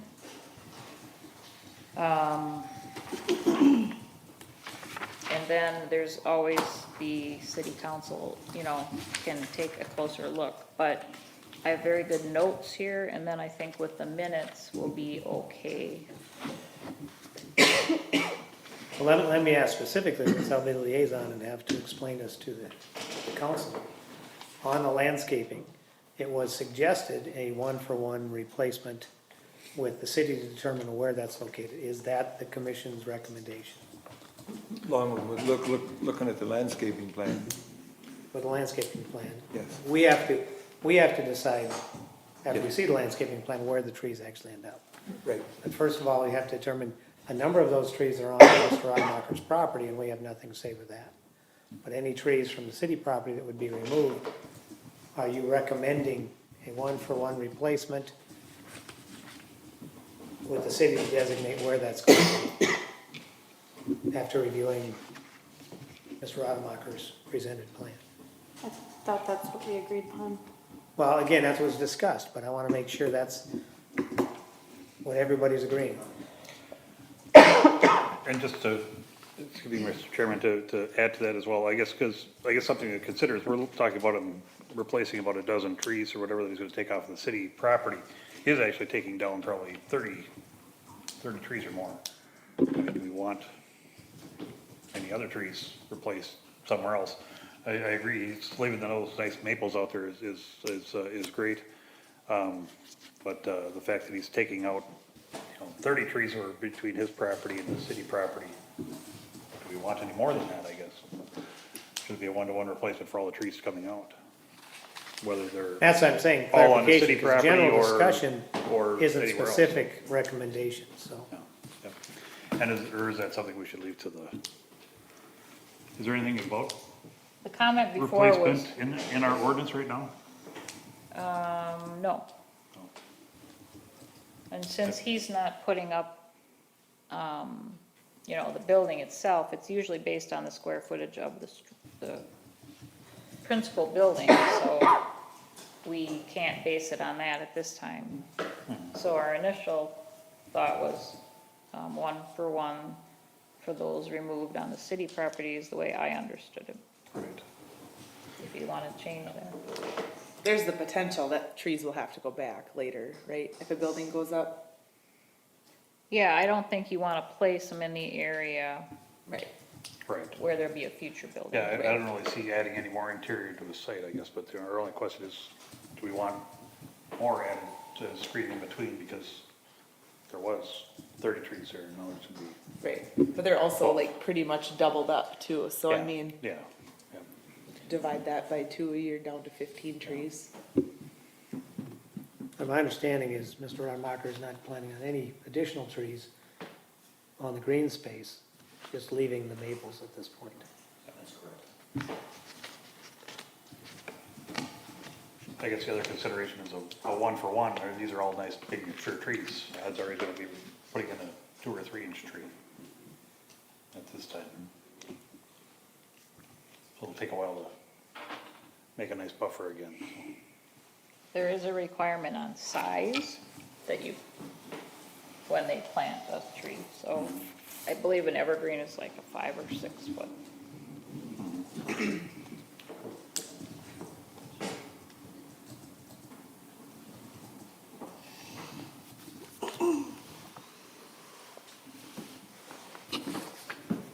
Again, you're the recommending body, so be specific. Makes it very Don't difficult. make me interpret what I think you're saying.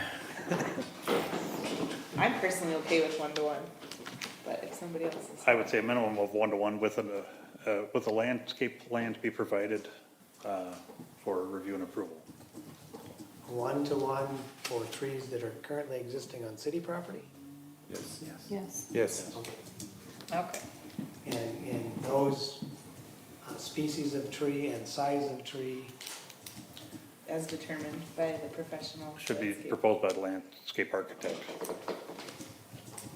If there's something better than what's there, that would be or But I similar. think to say a 2-inch sapling versus a 5 to 6 inch or 5 to 6 foot evergreen or I don't know if we designate trunk diameter on We deciduous do. tree, but. We do designate caliper, so I can get those numbers to Mr. Rademacher. I guess the other question is, what do we want it to be evergreen, so it's a permanent screening instead of seasonal? I think that's gonna depend on the landscape plan. If you're dispersing them in various locations, I think you could have a mix.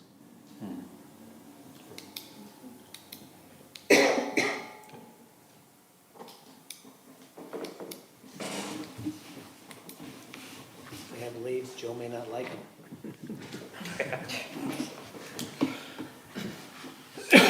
So we're waiting for somebody to make a motion to, All right, just, and again, so in your motion, 6, did you decide the driveway setback should be 0, 2, or 3 feet? I would like to comment on that one. yes, go ahead. Based on the plan, the site plan that they have proposed, it says 3 feet, and I believe we could do a 3 foot with a minimum of 2 feet setback from the north lot line.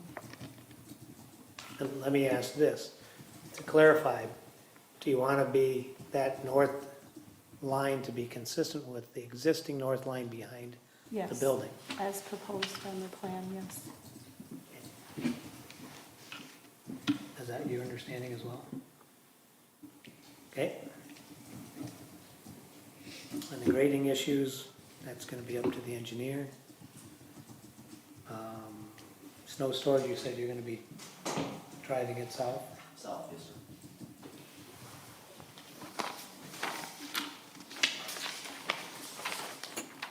And the parking lot, exit realignment, we're gonna wait to hear what the county has to say. Hopefully, we can hear that before the city council workshop.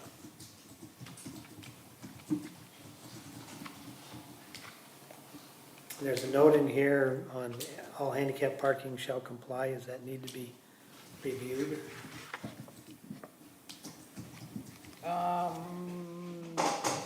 Mr.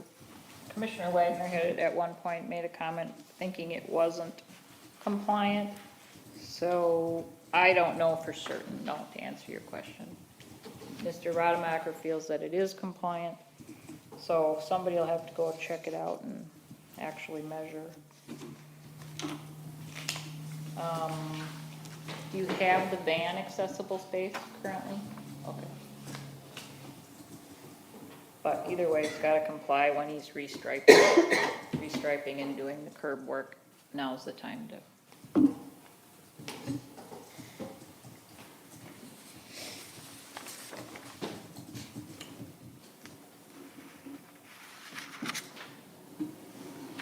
It's basically, all he's asking for here now is a permit for the parking lot setback and a conditional use permit for an expansion of the fuel facilities. Right. Conditional use permits. Mr. Chair, Yes. does this have to go to the consecutive city council meeting, or can we stipulate in our motion that it wait to make sure we have the engineer's report? You could table the request. Yes, you could table it to your next meeting. The public hearing then gets continued. Or if he's already closed the public hearing, we don't need to continue that part. We can just table your decision until the next meeting. Otherwise, it automatically goes to the next council. Otherwise, it will go to the next council meeting. Just a clarification, did we post this as a public hearing? Yes. Did you open or close? I don't remember. No. Don't think so. This wasn't, No, it wasn't listed on the agenda as a this public was, it hearing. wasn't listed as a public, this is not a public hearing. Oh, that was my error then. Oh, It was advertised for a public was? hearing. Yes, okay. so that's my error. Well, then we should, Better open it quick and then we. we better open it, see if anyone wants to comment. So how do we handle this? In both cases, they were public Were hearings. they both public hearings? Were they both public hearings? I thought you didn't do that. No, it doesn't say that. Yeah, they were. Because I treated it here as a That's my fault. non-public. Laura, you did send out the letters. Yeah, the letters went out and everything, so, We met the official requirements, people that wanted to show up would be here. yes, right. It- And the only There's, thing is, at some point, Dale has to actually open the public hearing and close it. okay. So, do that Yes, now. Mr. Herbert. You have a public comment? Yeah. Go ahead. Yeah, Robert Johnson, 18585 Cleary Road, and I also own property across the road. I'm really concerned that the county's gonna lay down the law, or do like they did in Oak Grove with the 22 and Round Lake Boulevard. They changed the drainage, they changed it, widened the turn lanes in both north and east and west, I mean, both directions. They put in stoplights instead of stop signs. And I think it has a big effect on the property here and how they do it. And I just think I don't know when they're gonna do it, but I think it'll come, and it's probably not too far away. Surprised they did it so fast in Oak Grove, in spring I drive through there, be stop signs in the fall was stop lights, and I think the same thing can happen here, so that's the only comment I got. And for the, Mr. Chair, Yes, Mayor. for the commission's benefit, the planner and the engineer and the clerk treasurer and I did meet with the county. And while this is eventually designated as a stoplight corner with turn lanes, it's not imminent. It is in their, it was in their 2030 plan. It's now been moved back to their 2040 plan. I don't see it happening as, Oak Grove, they talked about it for quite a while. They discussed roundabout first and settled on the stoplight. But that is something to consider down the road. And I think this access is, it could be a right-in, right-out only eventually. But I think this access will serve for quite a time based on, and Liz, correct me if you interpret it differently, but based on what we heard from the county engineers, this is not high priority on their list at this point because of the traffic volume. Yes, that's what We I. can't even get them to decrease the speed on it, so they're thinking the volume is sufficient. So it's a good point and it will be coming, but it doesn't seem imminent at this point. I would agree. Now, I got a question to ask. Do we have to table both of these then, being they were public hearings, and open it at our next meeting? No, the public hearings were properly noticed, and you had public discussion, but you have to officially open a public hearing to see if there's any other comments. On both of them? Yes, Okay, and were they okay. noticed together, Lori? No, they were noticed separately. Okay, so we can notice them, Okay, so, open the one, ask for discussion, okay, and then, then if you have no additional discussion, close it, and then open the second one, ask for discussion. okay. Okay, we'll open this first one is a request for a variance for a reconstruction of fire damaged home by Todd and Mary Hallbeck. Was that a public notice too? Huh? Let's, Public hearing? let's do the one we're on first. And The what? then, let's open the public hearing for the Rademacher one, since we're still on this Oh, okay. topic. Okay, Then we'll go back. okay, Is that okay? okay. Do I have to read all this? I read it? No, you don't have to read it Okay. again. Okay, we'll open the public hearing, request for a use permit for parking lot, setback and conditional use permit for the expansion of motor fuel facility by the Bill Superette store. And any discussion? We'll just take and add what we discussed earlier to this. Mr. Chair, that's correct. You asked if there were public, or you asked for comments. We've had all the same people sitting here. There were no public comments. Okay. Okay, we'll close the public hearing, and now we've acted on it already. Right, so let's finish the Rademacher topic, get a formal motion and second. Okay. Okay, Mr. Chair? Yes. I'd like to see this come back to the planning and zoning again, once we have more information. I think there's too many pieces missing right now. there's a motion on the floor, does anybody second it? That wasn't necessarily a motion, that was a discussion Oh, okay, item. oh, okay, Do we know when the county comments are due back? You know, I thought they had to comment, pardon me, Mr. Chair. I thought they had to comment within 30 days, but, and it's been every bit of that, I believe. 30 days is their requirement. Yeah, so, and I did, as it said, I sent an email last week asking for comments, and they haven't responded at all, like, I'll get to you next week or anything. So, yeah. I think, cause I would agree. I mean, it's only 3 weeks away, right? Cause this got moved back a week. And hopefully we would have those county and Andy and Shane's comments. Is that your motion? Mr. Chair? Yes. Before he makes a motion there, can I ask Yes. Mr. Rademacher? What does this do to your building plans, putting it back a month? Just keeps pushing us back in the fall.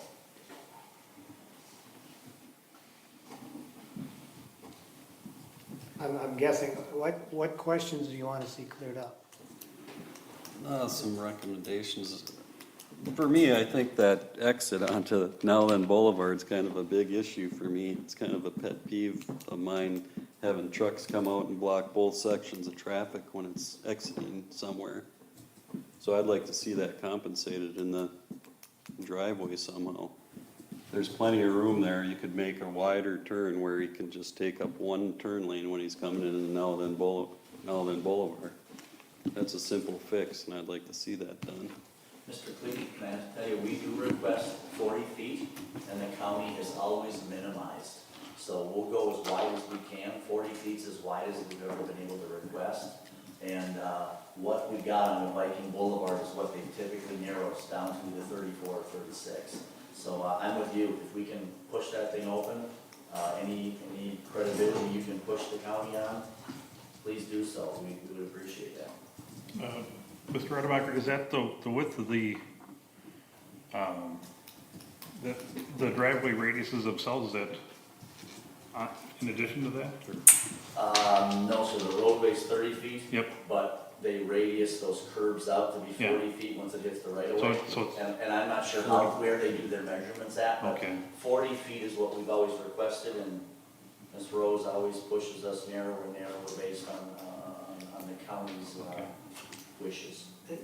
We had that discussion on County 5 when they did driveways, and they narrowed that up. Saves a lot of asphalt, and they're responsible for the apron. Correct. So it does save the county a lot of asphalt if they can reduce that. The question I would have for the commission then is, that this section of road on 5 is a 40 zone. And they have less than that on to 22, which is a 55 zone.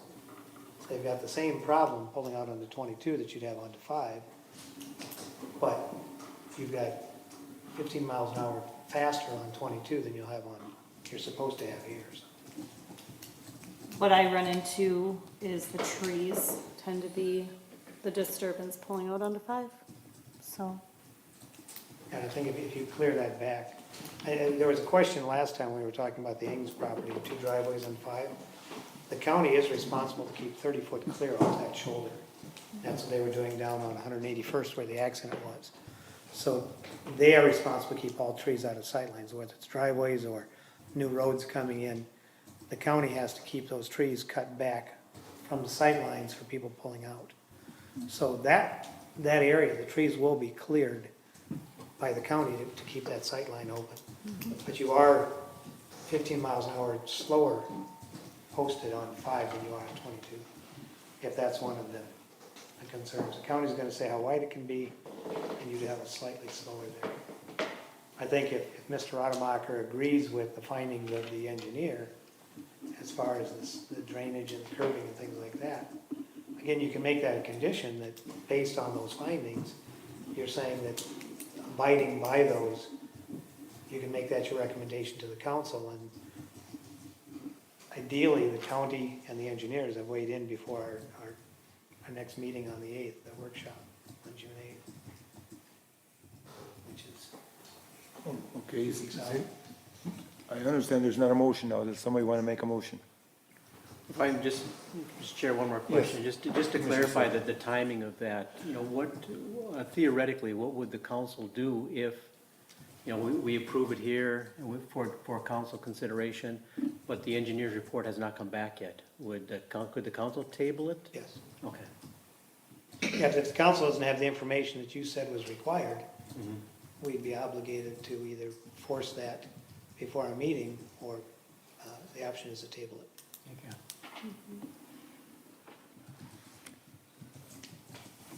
Someone want to make a motion? That's too big for my britches. Mr. Chair, I will take a stab at it if we can edit it along the way. But I would make a motion that we approve the conditional use permit for the motor fuel sales and the parking lot setback under the condition that the findings and recommendations from our planner are met, including all the recommendations and the edits and to the recommendations that we have made are met. Okay, motion been made by Commissioner Sutliff. Someone like to second it? I will second that. Second by Commissioner Pearl. Any discussion? Seeing no consensus. And Yeah. from discussion, don't let me overrule you, I just want to clarify that, you know, if the county is the restrictor on the width, there's limited. How can we make a decision as a commission before we have all this information? We can leave it up to, you know, if this engineering report goes this way, or we don't know which way it goes, we don't know any of this information, we're just gonna say, yeah, I mean, if they all agree to it, sure, we'll agree to it too. That's the way I'm looking at it. I mean, I know he wants to get his stuff done, but we're just bypassing our process here and sending it to city council to make the decision about it. That's just the way I feel about it. There's too much information missing, you know. Any further discussion? Further discussion? We'll call for the vote. All in favor of this motion, say aye. Aye. Aye. Opposed? Aye. Okay, motion carried. Okay, we'll go on to the next, we'll open the public hearing, a request for a variance for reconstruction of a fire damaged home by Todd and Mary Hubert.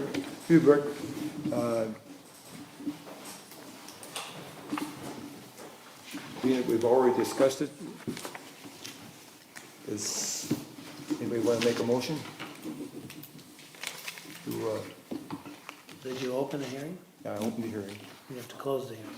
Okay, let's close it. Anybody want to make a motion that what we discussed previously be added to this motion? Can I make a motion to keep what we previously did? Okay, Commissioner Pearl, do we have a second? Yes, I will second that. Or Commissioner Moen and Commissioner Pearl? The attorney signs the other way.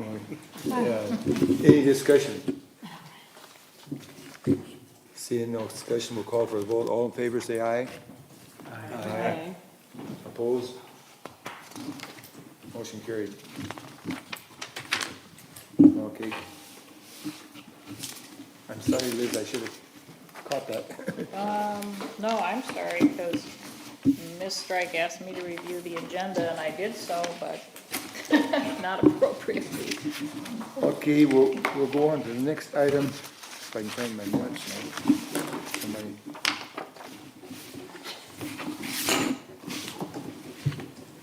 Okay, it has to do with the ordinance, the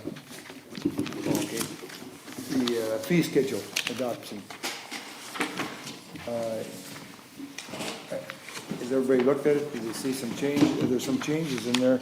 It's marked with questions. You want to explain that, Liz? Our planner? Yes, Mr. Chair, and before, this is also a public hearing, by the way, so. Oh, it is a public This hearing. was noticed. Fee schedules have to be a public hearing. fee schedules have to go to the planning and zoning and city council to be approved. Okay, excuse me a second. We declare the public hearing. Thank you.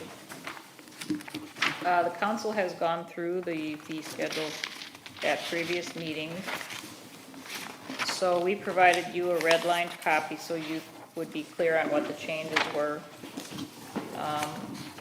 Most of it was,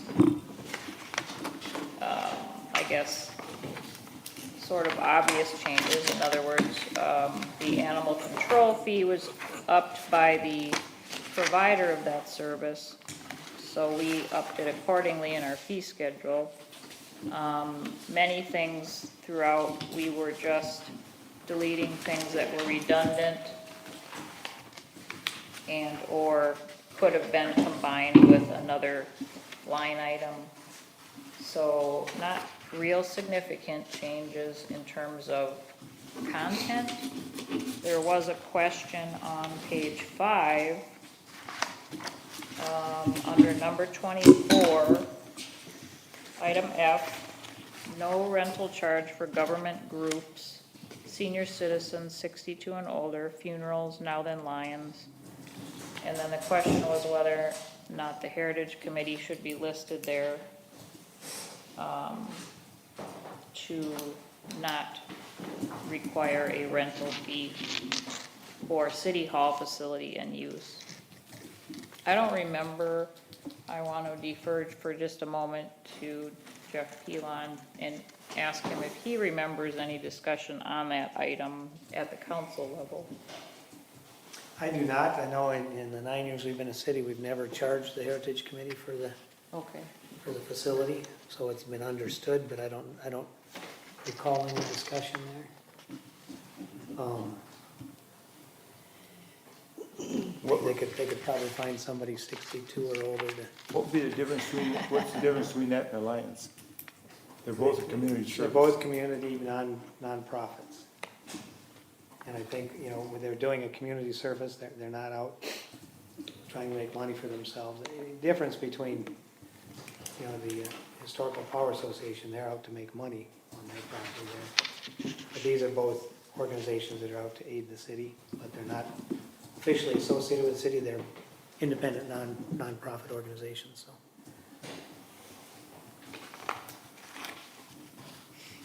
And right now, I think those are the only two in town. And it could be broadened to other nonprofits that are doing things to enhance the city. But right now, that's the only two we have, so. I also read it there, the way I read it, senior citizens, that's senior citizens anywhere, it doesn't, it just mean now than senior citizens. For instance, St. Francis could come, their seniors can come over here and get the facilities, right? Yeah, that's correct. The way it reads, yeah. I mean, again, if that's what you want, if you want seniors from any place coming and renting it. Well, that's what I'm reading. Yes, Mrs. Rainville. Mr. Chair, in reading that too, whenever I read it before, senior citizen 62 or older, in my mind, always equated that to the Now Then seniors. Not somebody Everywhere. that's 62 and needs it for a baby shower or a bridal shower. So I think that needs. I think that needs to be clarified, because yes, you could have people 62 and older from all over the county coming in if you had a free building. Well, I would say any of it really should just be Now Then residents, you know, all of these should have something to do with being from or in Now Then. Yeah, if you want to say Now Then residents that are senior citizens or having funerals. There's a resident, non-resident, sure. Right, but if there's no rental charge, it should be people that live here or are using it for Now Then purposes that are not being charged. Otherwise, then yes, you would charge the $150 non-resident. Yeah, Mr. Chair. you could have wedding showers, and it could be, if everybody knew there was a free facility, Can you have most people know somebody's 62. But that's not saying a Now Then citizen couldn't have their group come in if they're from somewhere else. They Good, could but at have. least it's now then citizens. Yes, it is. Right. You take a look at our park Yeah. usage, it's Yeah. a lot of now then citizens that are using our park, so. Or are we limiting it then to the governmental groups that have something to do with now then? Or would it be like a Governmental groups, watershed district or something like that? Typically, that, that's the county or somebody else coming out here, but governmental groups can find a lot better places than this to meet. Or, there are Republican parties meet here. Yeah, but those aren't governmental groups, those are political There are parties. political parties meet here. Yeah, I think both parties has met here. Or two of them, Yeah, I mean, and again, if they're meeting for governmental activities, like a caucus or something, I don't know how that qualifies, but I do think it's a good point, if we don't limit it to now-then residents, that get the free access. Commissioner Pearl. To clarify, I guess my suggestion would be to make bullet point A say, resident 61 and age 61 and younger. And then under F, instead of senior citizens, I guess it would say, senior residents 62, city residents 62 and older to be free. What about funerals? Sorry? What about funerals? You mean, The next one is funerals. It's free for funerals, does that also need to be a resident? No, the residents again. Well, because what if a resident dies, but their family wants to hold the funeral, Yeah. it's a funeral, I guess, I don't know. I have no bipartisan on that at all. I'm just saying that, again, do you want the free access to funeral luncheons or whatever to be residents or not? You could really just put under A, resident $50 unless being used for a funeral, or by a member of the Lions or Heritage. I would just like to also add that, again, $50, and there's a lot other places that people could go. Probably don't need to spend a ton of time.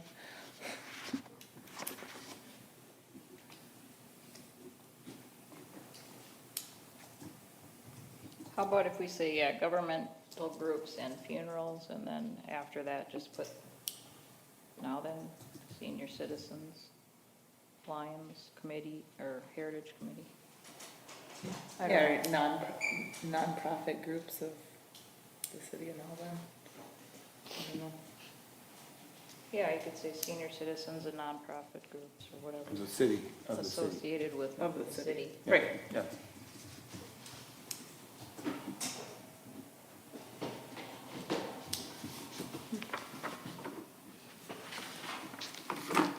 Okay. So on page 6, there's a couple other questions. Item B at the top. So that other shelter, Woodland, Eagle, Greenberg, Meadowlands shelters, there was a question whether those should be reduced in cost, for the first being free and then non-residents being 25 versus what you see there. I'm not familiar enough with those shelters in the park to know. That was something that Corey Ledusser had suggested. And I don't know, again, if that came from the council or if that was something she was thinking as Chairman? staff. Commissioner Pearl. I guess I have a question. Do we know if the Parks and Rec has had a chance to look at this too, for the shelter prices and such? Well, they've been established. I think what Ms. Ledusser was thinking is those don't get used or rented very often. So there wasn't a lot of demand for those anyway. May I direct the question to Ms. Rainville? Chair, Commissioner Farrell, in the last, at least in the less than the last year, the park committee has looked at all of the fees as they redid the rental agreement for them. So, and they did not have any change at that time. I was actually part of that. I do remember. Oh, wait, I mean, they've been talking about it for Yeah. 2 years, and now just recently revamped the rental agreement for the parks. Okay. And they didn't change any of the prices? They wouldn't have had the authority to, that would have had to go back to the council, but Yes. there were no recommendations. That's what I was looking for, yes. Okay.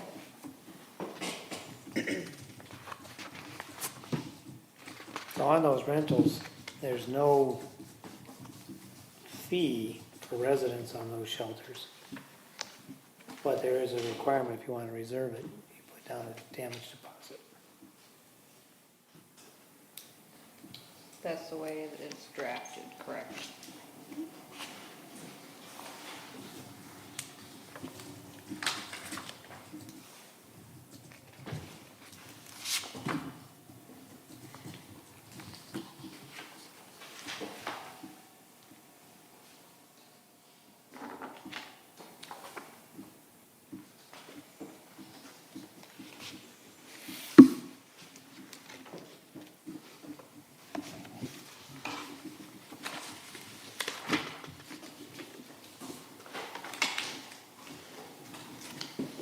You want to just leave them status quo since there was no recommendation from park committee?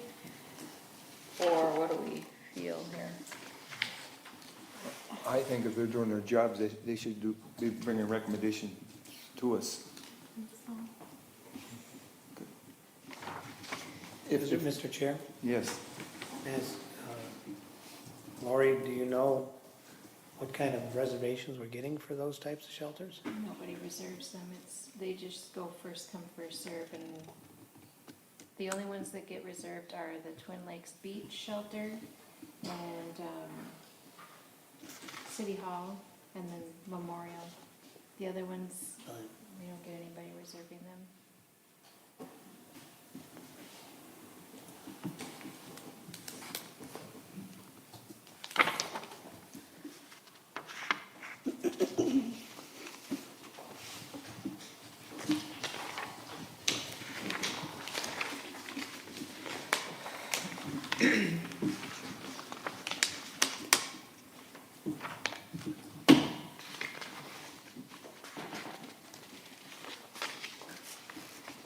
Three and 25 or leave them as is?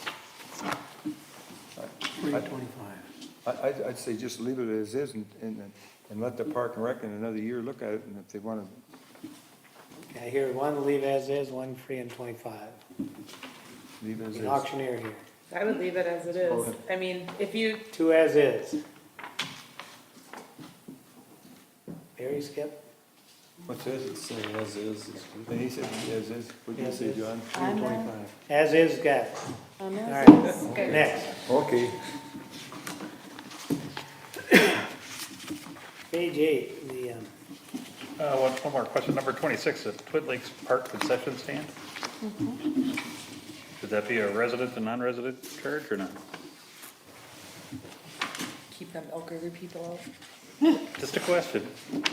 No, I'm serious, I'm serious. We have resident and non-resident and everything else. Right. And I have a question as far as the concession stand fee. Do you have to go through the county and have a permit, don't you? what's It's not a that? county park anymore. City. No, but we have to have it for anything else. No, Yeah, Mary? Sherry, to your question, the only time you have to go to the county is if you are producing food. If they're just selling candy and ice cream, you don't need a permit for that. If they had hot dogs or anything If like they were making hot dogs and selling that, yes, they would have to get that. And I believe the permit or the reservation form addresses that. Am I correct in that one? I don't know. I believe it does. I thought it. Does reference it regarding a license, food vending license, yes. We haven't had anyone ask for that. I don't know. It hasn't been rented and I can't tell that last time. so right now it's resident, non-resident? If it is, it should say that. Yeah, You want- and I guess the other reason, yes, it does have a higher deposit on it as well, too, I guess, so. Yeah, because you can mess that building up. $100 worth. Well, if they don't clean up after themselves, you get. No, put the right, time in there, right. yeah, so. So do you want the residents to get a discount? I think we should add a non-resident fee. I hear one add non-resident fee. It's kind of our right. Add it and make it a $50 one? Yeah. I hear two, Three. three, I'd agree four, with that five. too. All right, There you go. We're making money. Or me? Same deposit amount? 25 for the resident and, oh, for deposit? Yeah. Yeah, I would say so. Okay. Yeah.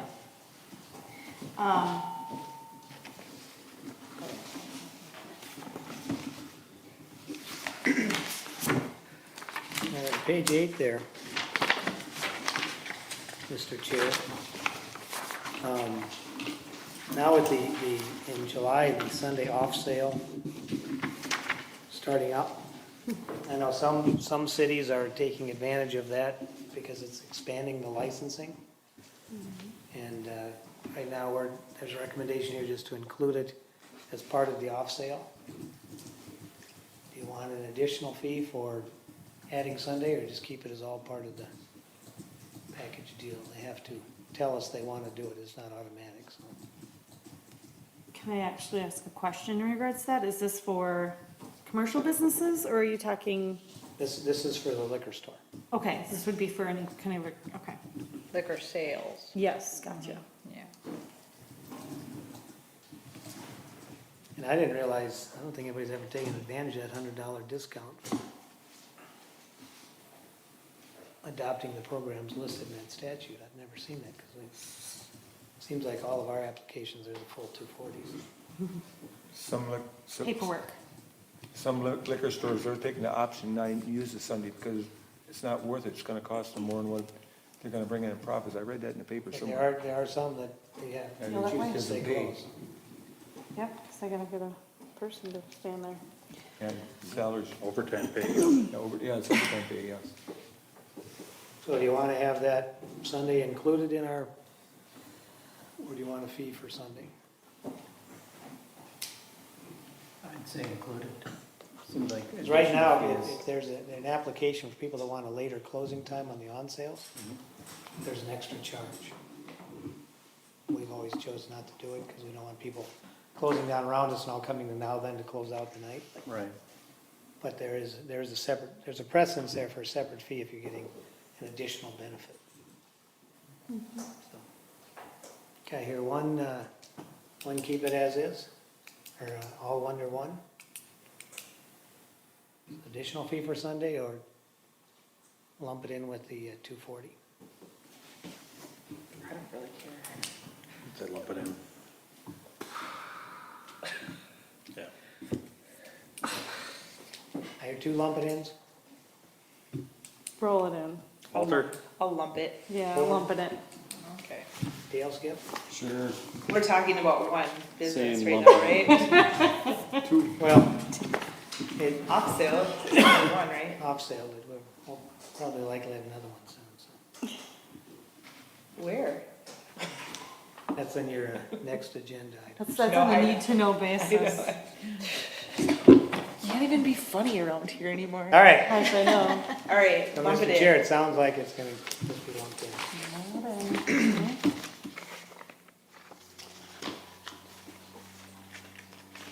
Any other question marks in there that we should be aware of, Ms. Stockman?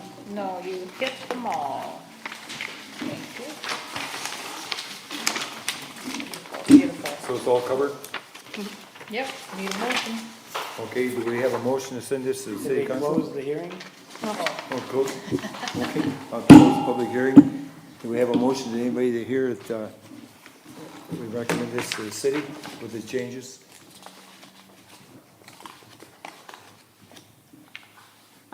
Commissioner Pearl? Yes, Chairman. I make a motion to recommend the changes that we've made to ordinance fees as we have discussed to city council.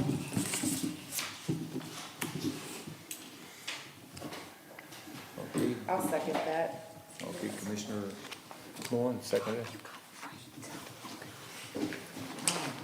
Any discussion? All in favor, say aye. Aye. Opposed? Motion carried. Okay, that's the last thing on the agenda. Does anybody want to make the next motion? Are we going Or to this- discuss? oh, yeah, okay, Upcoming let's agenda items. Discuss the agenda items next. We need that. Minor stop. You gotta start next minute and a half here. Oh, I got 1 minute, okay, 30 seconds for each. Greenwald Properties on 181st Avenue. They were out of town, they were gonna be out of town June 23rd. They could have been ready for this meeting with their concept plan, but they decided to wait till June. So they're debating between about a 3 or 4 lot subdivision and then going up to, 6 or 8. And then, They still thinking about a U-shaped road possibly, coming off of 181st or I Burns think, Parkway? well, I think it's gonna be more that they'd come off of 181st and connect with that road to the north, and then have a future road to the east, cause that 40 is available, and I think her family owns the adjacent 40, so that they would plan on buying the adjacent 40, so we're Jason, to the west or to the east? to the east. So we're kind of planning an 80 altogether, concept planning it. You say the road to the north, you talking Burns Parkway or Wild Run East, 185th? Yeah, through that subdivision. The 185th.